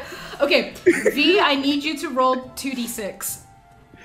2d6, perfect. 3. Total? Yeah. Okay, you take 3 points of bludgeoning damage. As you hit the ground, you lose your balance, and you like stumble a little, and like the ground rushes up to meet you. It's hard, and I need you to make a dex save given your nat 1. Great. Oh, wow. 10. That is not quite sufficient. As you are run over by a rhino. God, not right. Not again. I need you to roll, let's see, 4d6. Holy. 7. Total? Yep. Okay, you take 3 points of bludgeoning and 4 points of piercing damage from the rhino's horn, as like the rhino just like knocks you to the side and its horn tosses you, and you fly through the air, and you like fall like a rag doll onto the ground as this like, you hear like, sorry! By like a gnome man like driving like his rhinos as it like, goes past you like a huge fucking train. And what are you at now, V? 33. Okay, that's not bad. Yeah, Still better than you're Mika. still So you're yeah. That's what happens with V. And now we're gonna go to the top of the order, going back to Dewey. Dewey, what do you do? This thing has been slowed down a little by the wildfire, has been hurt by the wildfire, has been hurt by whatever the hell Squeak has been doing. You can't see what Squeak is doing, but you saw that whatever she did shot out a huge beam of fire. So what do you do now? V is still on the ground ahead of us, right? Yes. But you are quickly catching up because she's on the ground. Right. And just got hit by a rhino.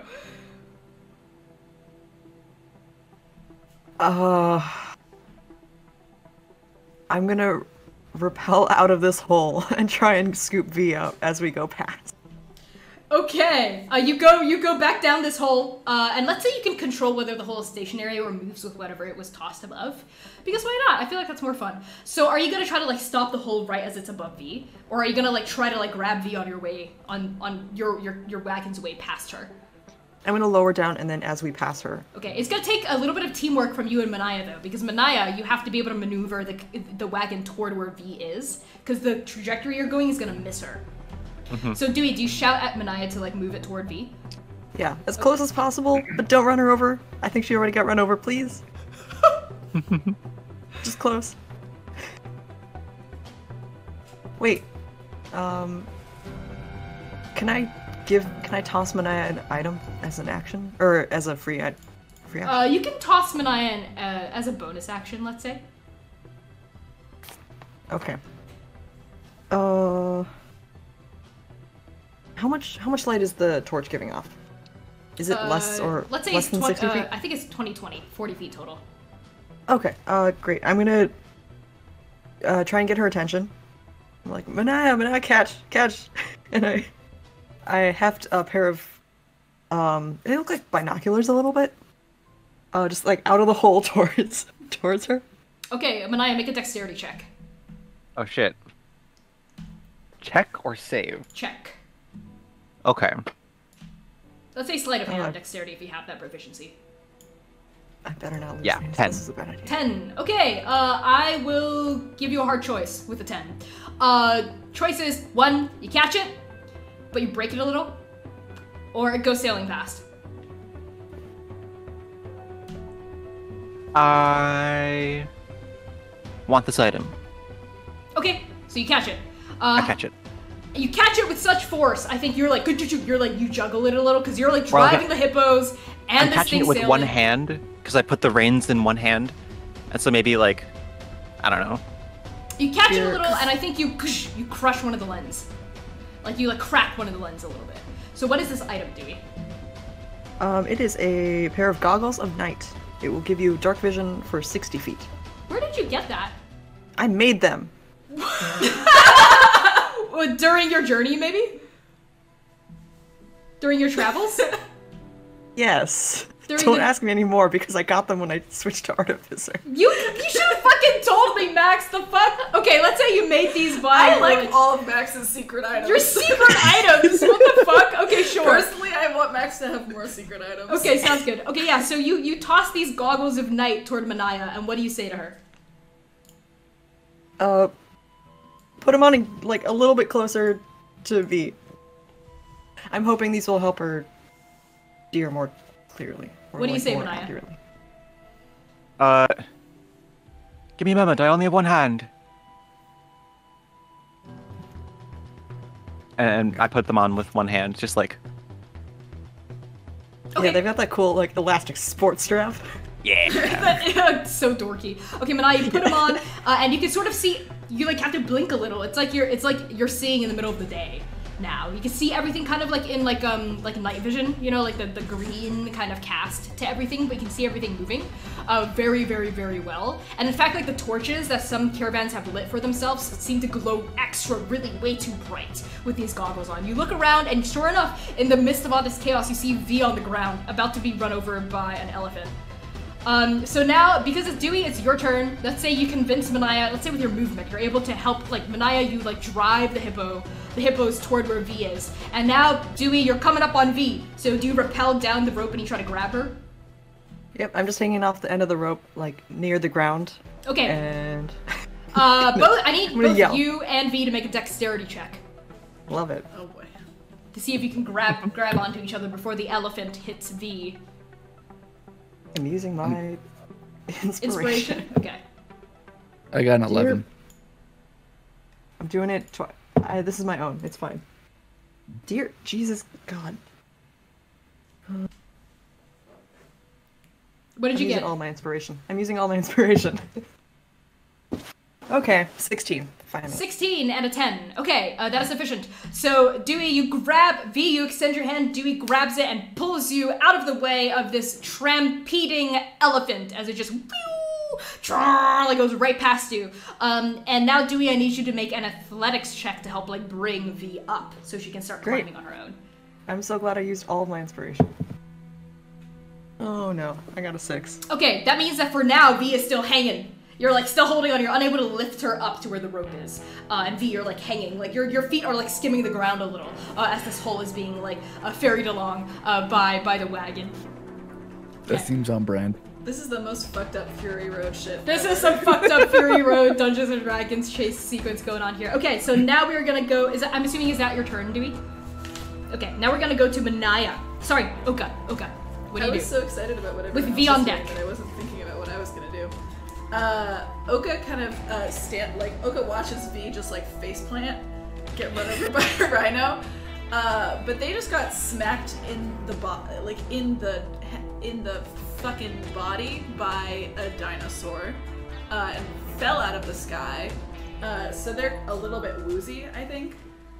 Maybe their their nose is bleeding a little bit. They're like, fuck this shit. And they take off into the air again. And they are going to use, they're going to activate their blood curse of binding. Okay. And amplify it. So I am gonna roll 2d6. Ouch. 4, 2, So 6. Okay. To take the blood from their various smacked out of the sky wounds.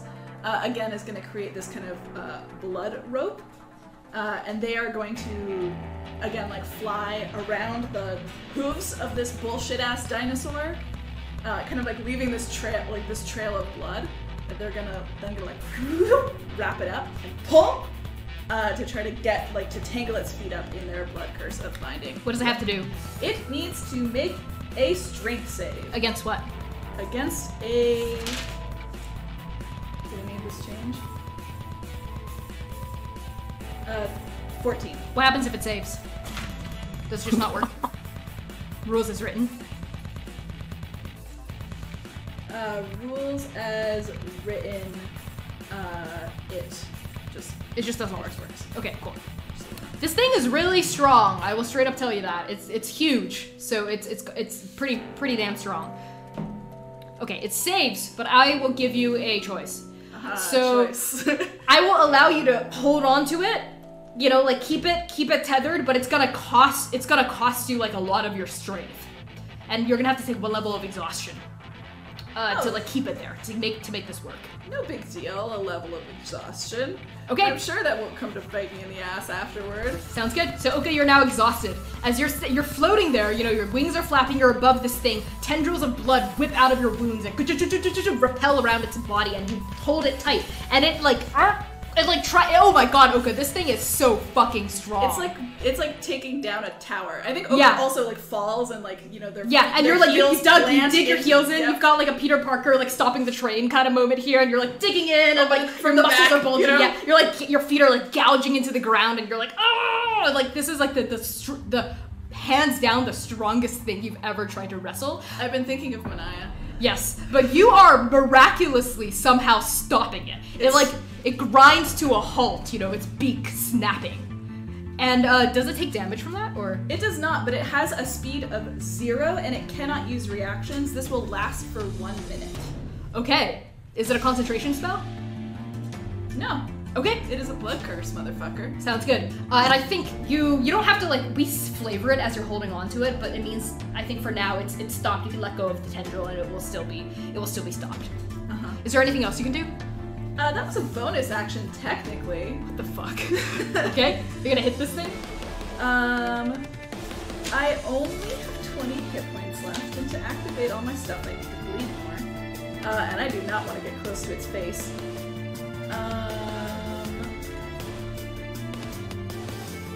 So in that case,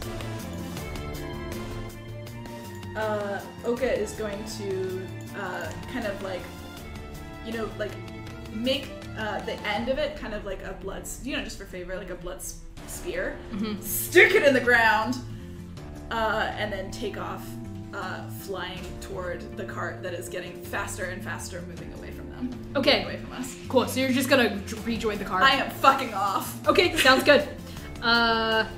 Great. So next to move is going to be this creature. It can't take reaction, so it can't snap at you as you're running out of its range. And it has a movement of 0. Movement of 0. So what this creature does is it lets out a roar of rage as it knows its prey is escaping, and then its neck sort of does the thing that cats sometimes do when they're about to throw up, and then it undulates, and then all of you see sort of this glowing green thing, orb, crackle up its neck, and coming out of its throat, out of its huge beak, is a huge globule of pulsating green liquid that splashes right onto the 4 of you.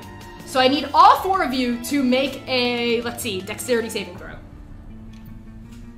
I don't want to ask this, but I'm going to ask it. Do I get disadvantage because I'm driving?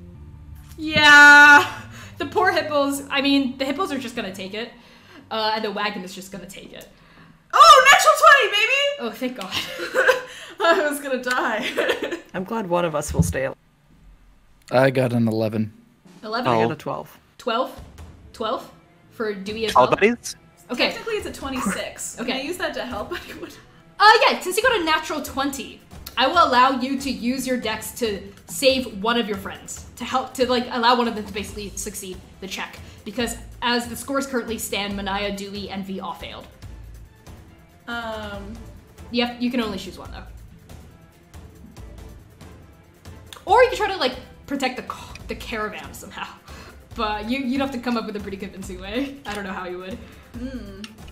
Well, you might be surprised. Oka is going to, they're flying at a fucking breakneck pace. And they're just gonna slam into the side, I think, of one of the hippos to try to move, to just make everyone veer to, a different side. Okay. You know what I mean? Yeah, so what does it look like as you have, whirled through the air back to your wagon? You see this huge blob of acid and poison come splashing down at you. What happens? You jump do you, jump up over through the covered part of the wagon and then, land on Oka's the still hippos, or- flying. Okay. I think they just, fly up beside and then, phew, Okay, so I think what this Healing. means is you're going to be trading your success for the success of everyone else. So you're going to be in direct line of fire. This is what the payoff means. And everyone else will only take half damage. Okay. Okay, you're pretty low. Maybe you should just save one other person. Up to you, though. I mean, this feels in character. Okay. I mean, it's gonna be a lot of damage. Would it auto-kill me?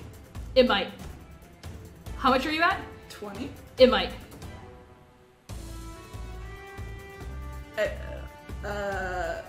Not auto kill, but bring you to 0. And I don't know if anyone here has. Well, Squeak probably has health potions, but That's fine. I can go, as long as you don't literally auto-kill me. deal 50, 60 points of damage. Yeah. Okay, cool. All right, sounds good. So everyone else, that means you only take half damage. Oka, you take a full amount. So let's see.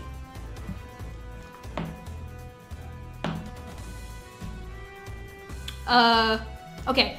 All of you. So the rest of you have this, but the full amount is 12 points of poison damage. I actually technically have advantage on saves against poison and resistance to it. Oh, so let's just say you take half damage for the poison. We were so scared. 9 points of acid damage.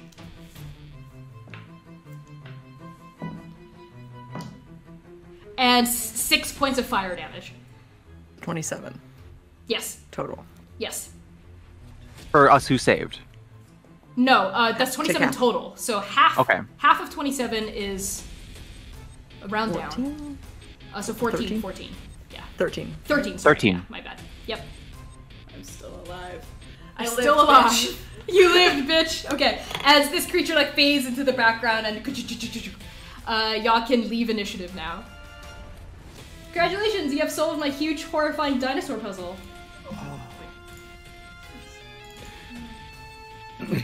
I drop V because I have a strength of 0. Yeah, I have a strength of -2, so. Oka body slams a hippo and then just rolls into the dirt and stops moving. Manaia jumps the fuck out, yells, Dewey, take the reins, and books it for Oka on the ground, since we're still moving. Yeah, you are.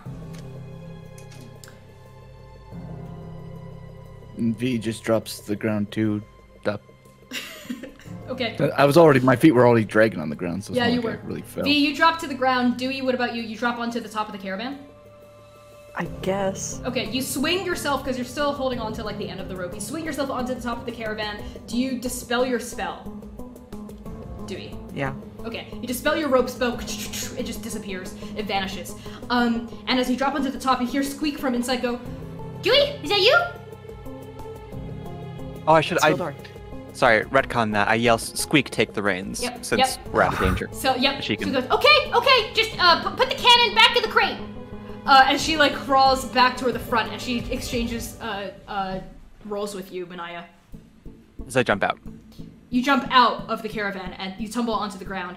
It's still going real fast, so I'm gonna need you to make a Constitution saving throw. If anyone wants to jump onto the ground, you have to do that. So V, if you wanted to jump onto the ground as well, make another Constitution saving throw. I mean, I was kind of already on the ground. You said my feet You were were dragging. dragging, yeah. But so just, I mean, you're still gonna have to like. 17 for con save. Okay, you're good.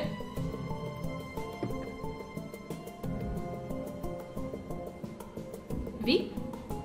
Hold on. That's a 9. Okay, that is not quite sufficient. But because you were pretty low, I won't have you take the full 2d6. Just take 1d6 of bludgeoning damage as you break your ankles. Excellent. 4 points of damage. Okay, you take 4 points of bludgeoning as you stumble a little and you break, you twist your ankle a little and you run. So Manaia and V, the two of you are on the ground. Oka, you are also on the ground. Dewey, you're on top of the caravan. Squeak is driving the caravan. What do the four of you do? Oka lays face down with their head on the. They lay In the face dirt? down in the dirt for like a second. As we're running, Manaia yells, V, we need light. V's on the ground with 2 points of health left, so she's a little messed up. She just raises a single palm and just casts light out of her palm. Just is like a bloody mess of goo on the ground. So V and Oka are both like face down on the ground. Face down, ass up on the ground. V ignites bonk her hand, and Manaia, you see your two party members like downed. What do you do, Manaia? Oka's the farthest, so she's gonna book it for Oka, pick them up under her arm, and book it back towards the caravan. Is V moving? I'm slowly trying to push myself up off the I ground. think V might be like trying to limp along, but is quickly being left behind by the caravan. Manaia's gonna like do the anime thing where it's like ho ho ho thing as she books it back to V, picks her up, potato sack her, and then just run, try to catch up with the caravan. Make an athletics check for me, Manaia, to see if you catch up. I'm always asking Manaia for athletic checks, because she keeps doing athletic things. I wonder why. She's here Good to at do it. Hey, guess what? Not fucking 20. Yeah! What's the total? Yeah! 26. Yeah, that's more than what does it look like as you catch up to the caravan? And with your nat 20, you can bring them to safety onto the wagon. Manaia like catches up, is like To the running, flapping like booking. tailgate of the back of the wagon. Yep. And You see she Dewey on top of the roof.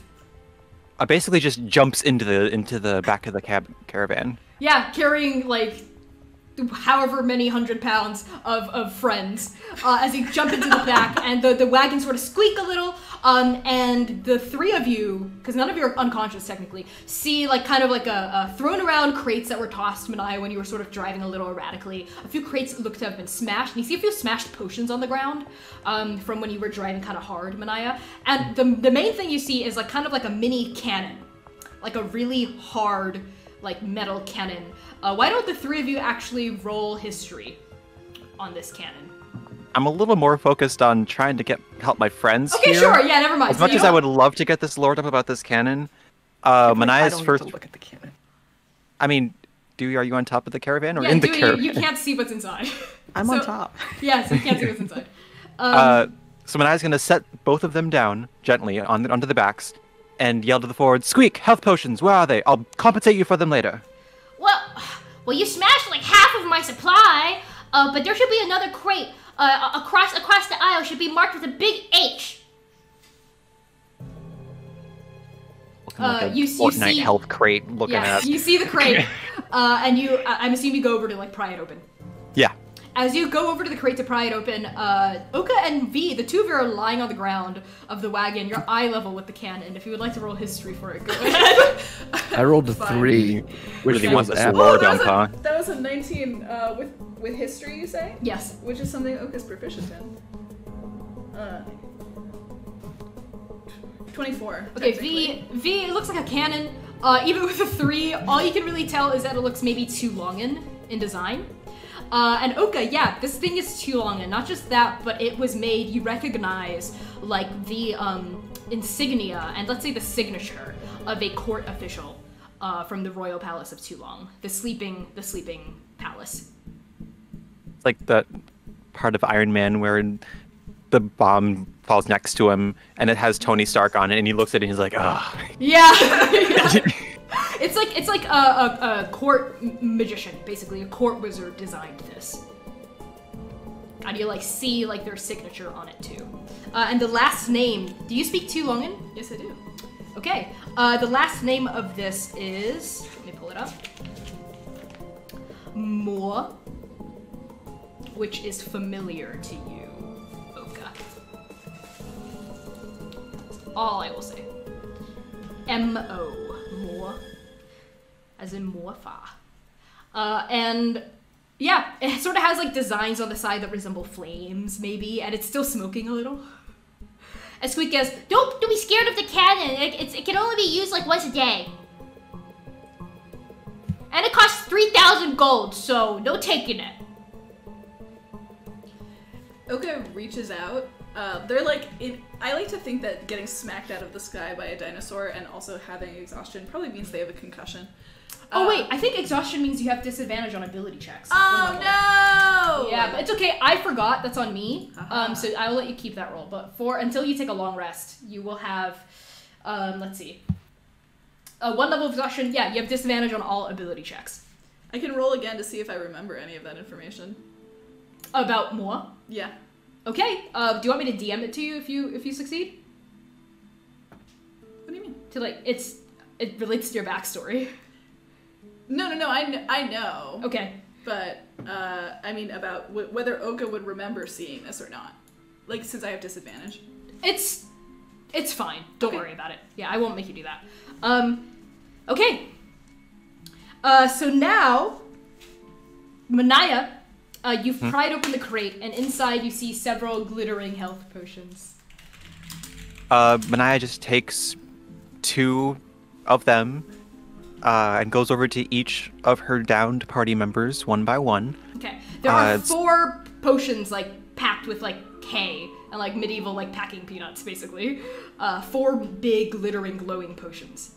Yeah. She takes 2 of them. And I'm not going to describe this in detail, but she makes V and Oka drink. Okay. So V and Oka, both of you can roll 4d4 plus 4. These are both potions of greater healing. Ooh.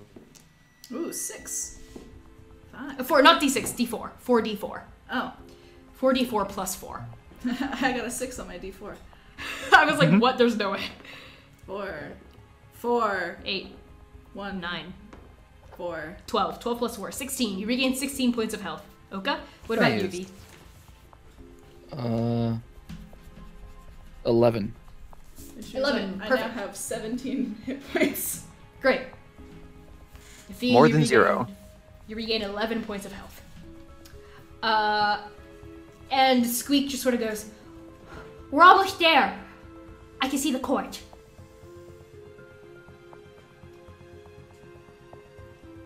That's so fucking.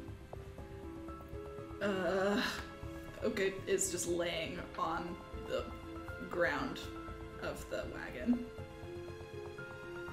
What in the after was that thing? Oka? Monster expert? Do you know? It was absolutely fucked up. That was the most fucked up thing I've ever seen in my life. That was so. Okay, kind of lifts their head. Is that what a dragon is? Is that a dragon? What? No. Dragons don't have legs. They lay their head back down. So as we all know, dragons don't exist. V says, like, slowly coming to. She's like starting to sit up. She's feeling better, but she's still a little. She's bloody. She's bloody. You look like you Whatever got it run was. over by an elephant. It was rhino. It was. I don't even remember anymore. I choose not to remember. Whatever it was, the important thing is that we're safe. And approaching the court, it looks like. Oh, V's right. Dragons are extinct. Well, I mean, we thought giants were extinct, and the four of you. I guess you saw their dead bodies back in Damatati, and we all thought the paragons were just a child's tale. But now, obviously, that's been proven wrong, given the fact that there's a literal god inside you, Oka. Don't remind me, please. Look, let's just focus on getting to the court. I'm sorry about the hippos, I hope they're okay. You'll be okay. They'll be traumatized, but they'll be okay. Oka, how long will that binding thing last? Not very long. and all of you sort of hear like a distant like screech and roar. But it's definitely like it's not gonna catch up at this point. Once we hit the swamp, it'll be impeded severely. That's true. And once the sun comes back up, or I'm still not used to that. When it gets light out again, I guess. Mm-hmm.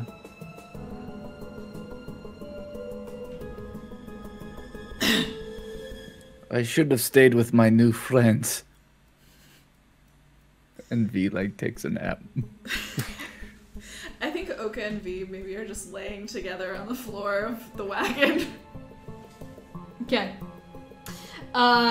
So the four of you, what do you do until before you reach the actual formal border of the court? Do you just sort of rest, sit there? Well, I mean, I didn't think it was gonna take that long. Since we've been running this whole time. Yeah, it's only gonna be months. a few more minutes, I think maybe. So you just resting for a few minutes. Manaia's gonna tidy up. She wasn't hurt that much, so she's just gonna put the boxes back. Sure, yeah. You put what boxes haven't been smashed back together. You notice that the other crate was also filled with 4 potions of greater healing, but they've been smashed. You're like, oh well.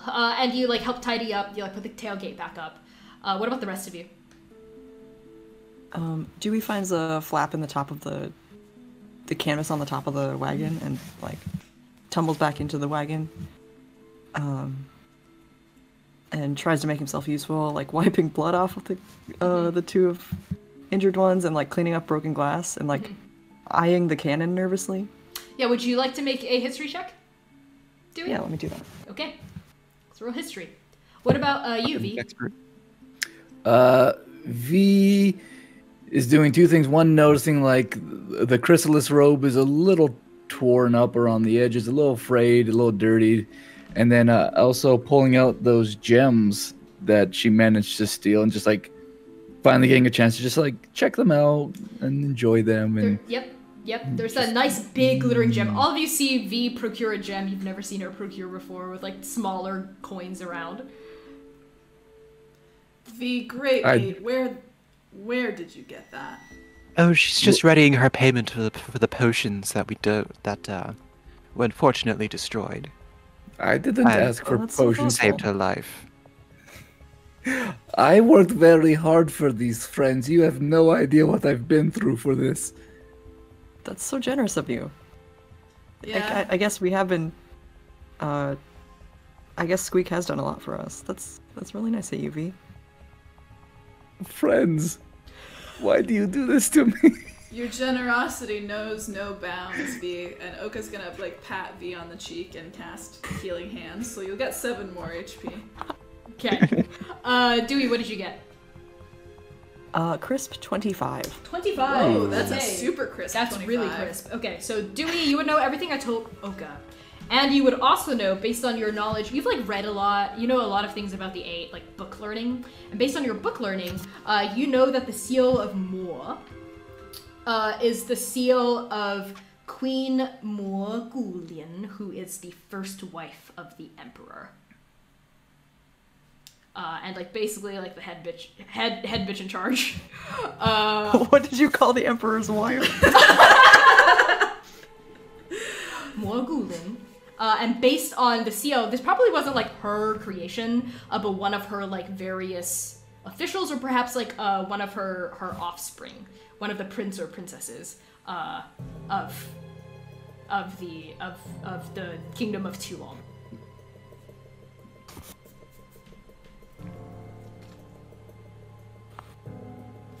Okay. The 4 of you finally reach the Court of Ravens. I'll fade out this like kind of ominous music. When you get there, it is real dark, and there are a lot of other caravans around you. Squeak sort of like slows down the pace of the hippos. And she actually like turns back to face you as like it slows down from 30 miles an hour to like 5 miles an hour as you begin to like walk. And you can hear other people around you, like other like ungulates and other hippos and whatnot, like trundling along on the dirt. And you no longer hear like just trundling, but also like some as like hooves presumably go into softer ground too. And you also hear like water being like disturbed, water being drunk, water being splashed around it as well.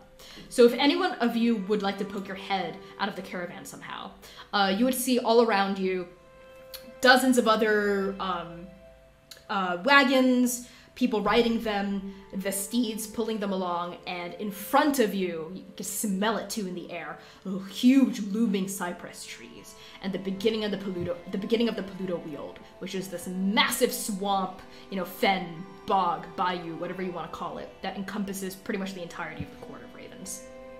And you notice, actually, the reason why you've slowed down is because checkpoints, almost like in like a car, when you like slow down to get your easy pass, like dinged and you go through, it's like checkpoints have been set up at this border. And all of you, so is anyone like, are all 4 of you like poking your heads out to like see what's going on? I'm actually going to go to the front and sit by Squeak and be like, friend, what do I owe you for the damage back there?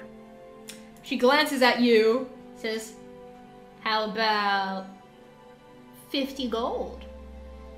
50 gold, that's extortion, friend. We've protected you just as much as you... Extortion. I have provided health, healing potions, tent, travel, knowledge of the world and of the route. We have a god resting in one of my friends here. Oh, you think that makes you better than me? Huh? I'll give 6 gold pieces, not a... 6! not a Those copper potions piece themselves more. are worth your entire life, V. Knockshare, so now fork over the gold, I know you have it. This is robbery. Robbery! I will give you 20 gold pieces, friend. 45, and not a single ingot lower. Well, here's 30 gold pieces, my final offer. 35. Ah, friend, when I save your life, I expect double back, and I give 35 gold pieces. okay. As this conversation ends, Manaia walks up and pulls 15 gold out of her pocket. Sorry about that, V can get a little...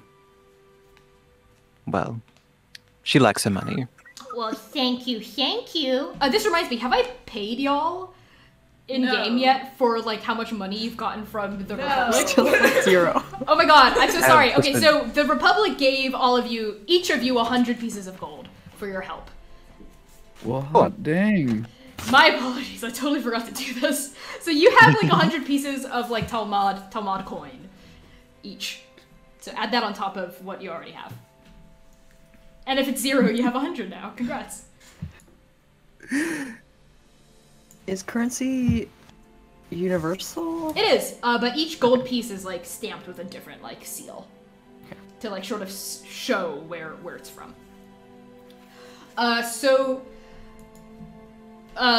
Vee, you sit up by where Squeak is. Manaia, Dewey, Oka, are you poking your heads out?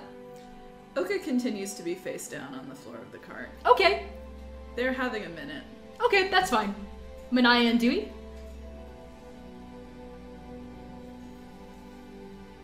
Manaia, you're... Devin, you're mute.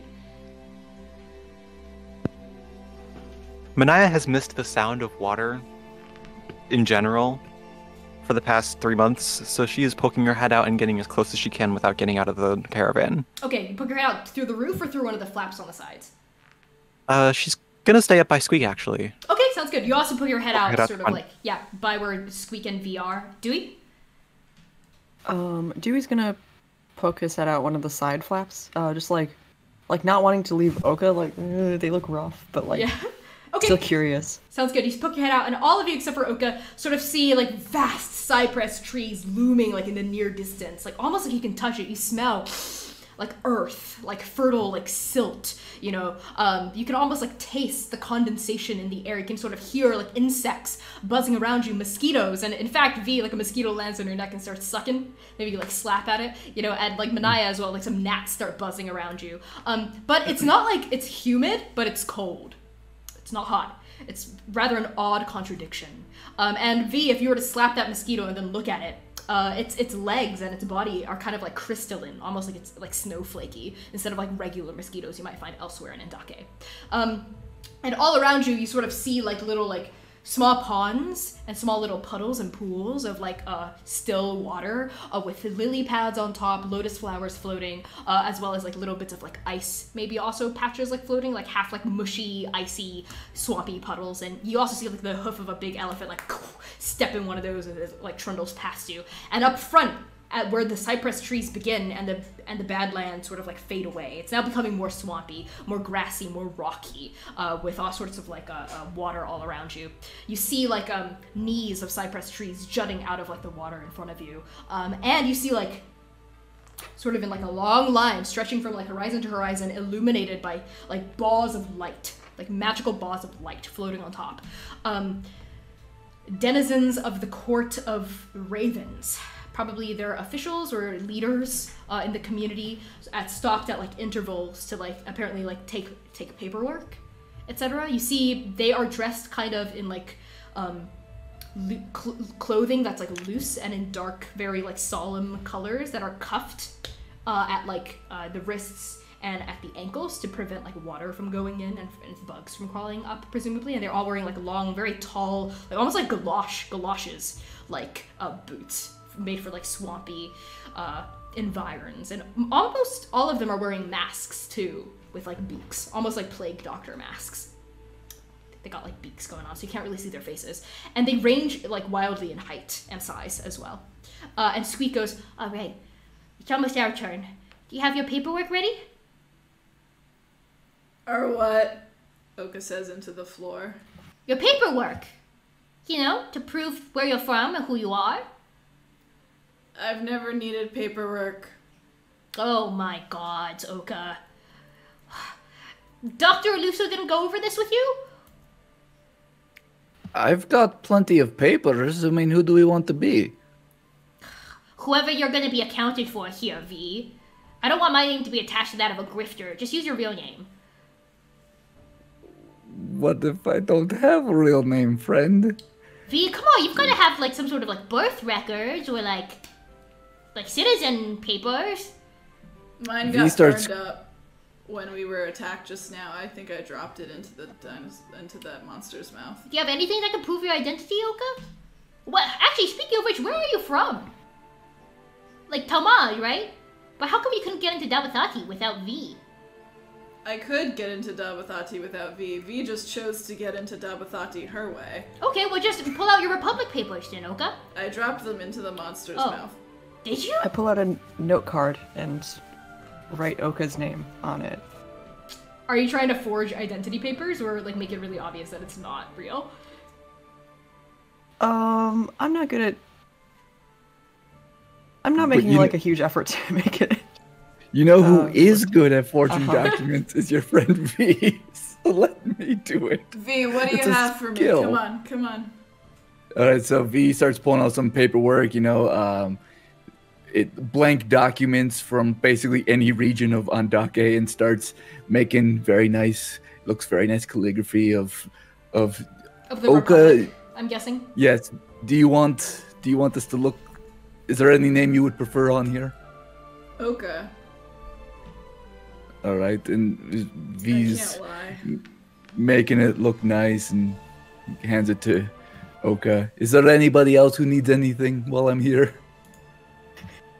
Would Manaia have papers? Like, I mean, you didn't tell me anything about it in character all of creation or you- anything, but All of you default have papers, but given the Okay. specifics of some of your backstories, I don't know if you do. Or if Okay. you would want to use the papers you have, or if you've destroyed them. What about you, Dewey? I feel like Dewey, you would have like papers from like Uhanahi.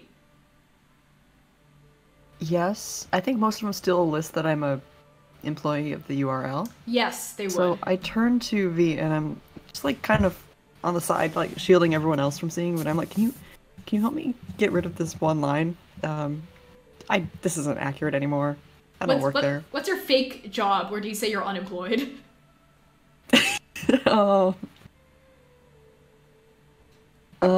I am a vehicle mechanic.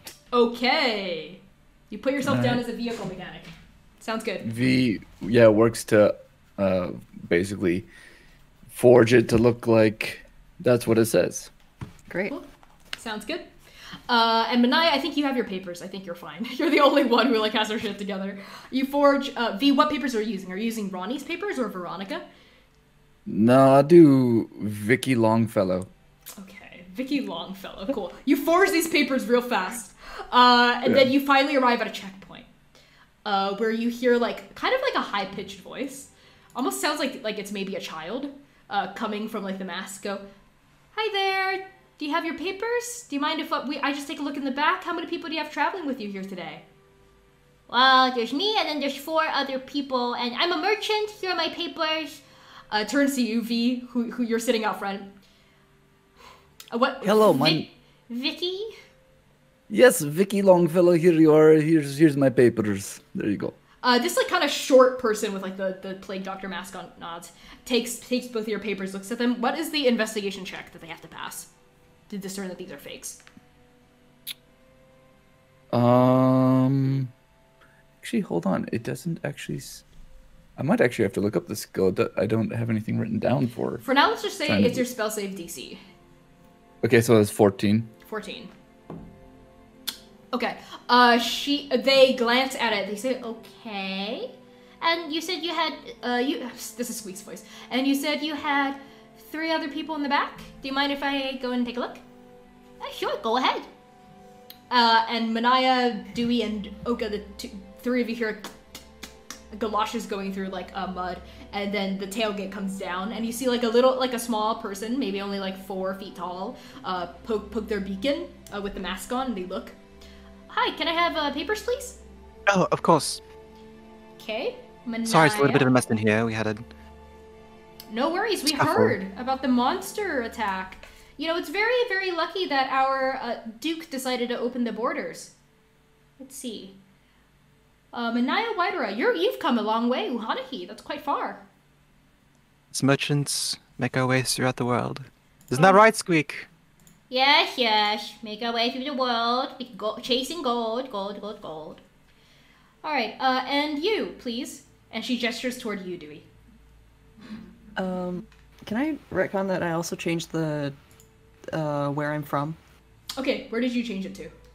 Nabal. Nabal, the championship. Okay. Takes it. Actually, let's do you last in that case, Cardu. Okay. Oka. You please with the eyes? Why do I keep using Squeak's voice? You please with the eyes? Okay, hands. They're still got an old bloody nose. You know, Yep. they look fucked up. Yep. Well, thank you. Oka, do you have a last name on these papers? Well, it's Nope. fine. Not everyone has a last name. I don't. Okay, you are from the Republic. Yep, that makes a lot of sense. Everything looks to be in order, and you takes yours. Dewey says, "I know what's going on here. I'm sorry, but I can't let anyone from the championship who's here for the derby come in, and it's clear you are. You're from the championship, and you're a vehicle mechanic." What? Don't pretend like you don't know. I'm just hired to travel with these people Yeah, to make sure their wagon doesn't break down. yeah, he's here for our caravan. We've hired him. Really? Well, perhaps I could be persuaded to look the other way. As this child attempts to extort you.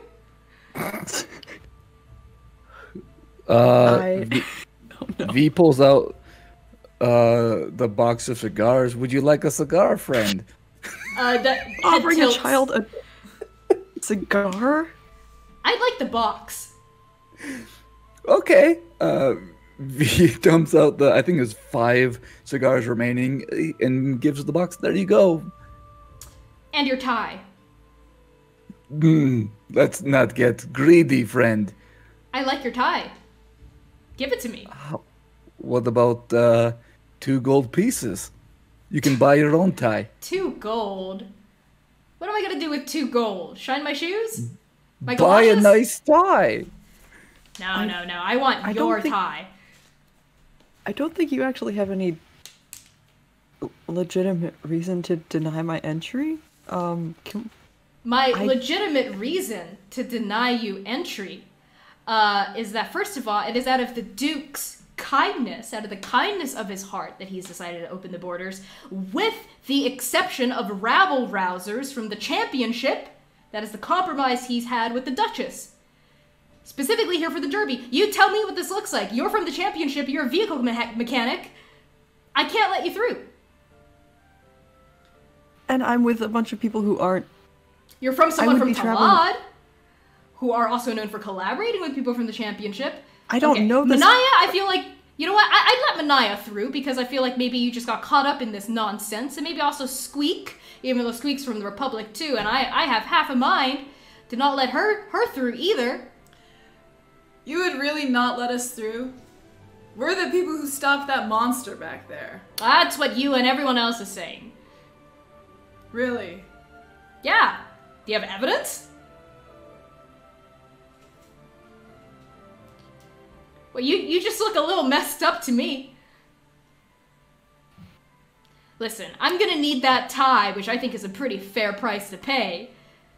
Or I'm gonna have to turn you away. I'm sorry. This tie is very magical, friend. If you take this tie, I'm not responsible for what it does to you in your sleep. That's fine. How about 10 gold pieces? Okay, I'll take 10. All right. And he puts it into the box of cigars and really slams it shut hard and just shoves it into the kid's face. The kid stumbles back a little because they're still a child, but they take the box and they go, all right, you can go through. And they put the tailgate back up and they slap the side of the caravan, and Squeak starts driving the hippos deeper into the court. So what is the last scene we leave the 4 of you off with as we end this session in anticipation of next week?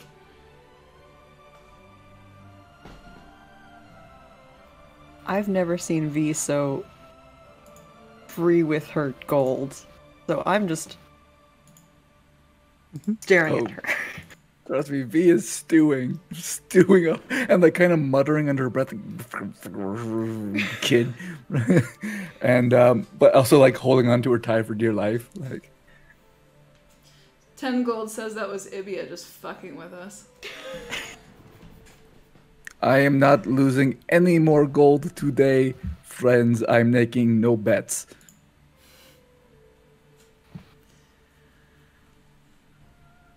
Oh, the children of the court never change. So what's this about a derby? And I'm sure we you can make some bets there. And I think we can end the session there on that question about the derby. So this was episode 2 of Arc 2 of Transplanar RPG. We are an all-transgender, person of color-led, 100% homebrew, Dungeons & Dragons 5th edition livestream actual play campaign set in an original non-colonial anti-orientalist world. Our main campaign streams Saturdays at 3 p.m. Central U.S. time right here on twitch.tv/TransplanarRPG. We have more than just this main campaign, though. On Sunday, so tomorrow, join us at 2 p.m. Central U.S. time. We have art streams with C, our lovely character artist here. And I will be drawing the Manaia holding V and Oka and running. That is what I will be drawing tomorrow. So yes, if you like that, come on in. So please join us for that. And each sub during C's art stream will also net you a free doodle. A free 10-minute doodle of your choice. You get to decide what you want in the chat. On Tuesdays, now at 4 p.m. Central U.S. time, we are going to be doing video gaming nights where multiple members of our cast play any number of video games ranging from Celeste to Overwatch to Overcooked 2 to, I almost said Dungeons & Dragons, to Minecraft. What else do we play? Assassin's Creed Valhalla. We might be playing all sorts of things, maybe even Skyrim, etc. So join us on Tuesday nights at 4 p.m. Central. And on the last Wednesday of every month, so once a month at 7 p.m. Central U.S. time, we play games with our subs that are live streamed. So if you're sub, you not only get access to exclusive character journals in our Discord, but you also get the chance to play with us. Jackbox games, Among Us, anything like that. Fall Guys that we might play with our subs. Overwatch even, that will be streamed to the World Wide Web. And of course on Thursdays at 4 p.m. Central US time, we play our One-Shot Wonders, where our cast takes a break from D&D to play a one-shot of GM-less, low prep, and or indie tabletop games. And of course, like I mentioned earlier, Saturdays at 3 p.m. Central US time, we play our main D&D campaign. I have been Connie. I have been your GM and executive producer. My pronouns are they, he, and she. You can find me running the Transplanar RPG Twitter at Transplanar RPG on Twitter, and I'm also at by Connie Chong on Twitter. I'll pass along introductions to C. Hi y'all, my name is C. I use they, them pronouns. I have played Oka, apparently no last name, because I kind of forgot, actually. Just, who knew? Our Osmar Bloodhunter. You can find me tomorrow here on Twitch, drawing Manaia being strong. And you can also find me on Twitter at PieSharpArt or on Tumblr at Pie-Sharp. Max, who did you play? Do we I'm stay Max. or do we go? I go by they, them pronouns. I play Dewey, go. The Aarakocra Artificer. You can find me and my cats on my Instagram at Starchmonger. Erica, who are you? I am Erica, who played V Noxurzo, the Lobo High Elf Sorcerer Charlatan. And you can find me at Erica Newgirl on all platforms. Please come hang out with me on Wednesday at 2 p.m. Central Standard Time, where I will be having my 1-year streamiversary as a streamer here on Twitch. If I get I have many incentives, but my favorite incentive is that if I reach enough subs, I will do an impromptu magic show. That's right, Erica does magic. If you want to see some of the magic, I'm sure I cast fireballs and all that type of stuff. Come hang out with me. We'll have some fun, and I will pass it on to play Minecraft. Yes, that's the other goal. That's the bigger goal. Is I will play Minecraft. I hate Minecraft. I loathe it. So come make me play Minecraft. And with that, I pass it on to Devin. Oh, my name's Devin. I use they, them pronouns. I play Manaia. She's tall, she's strong, she carries her friends to victory. Literally. You can find me on our Discord, which I think Nightbot put in the chat. Thank you, C, for putting in the chat again. That's basically the part of the internet that I'm most active on, so come on in and join the community. It's a really nice place. Come theorize about what's happening. Where did this monster come from? Why is there a child handing out papers? Why are they wearing masks?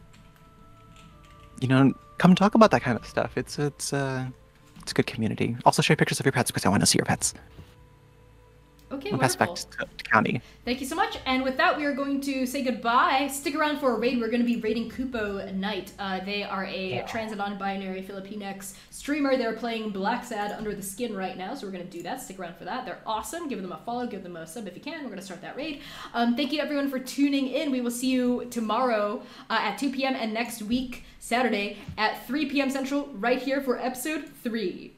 Peace. We love y'all.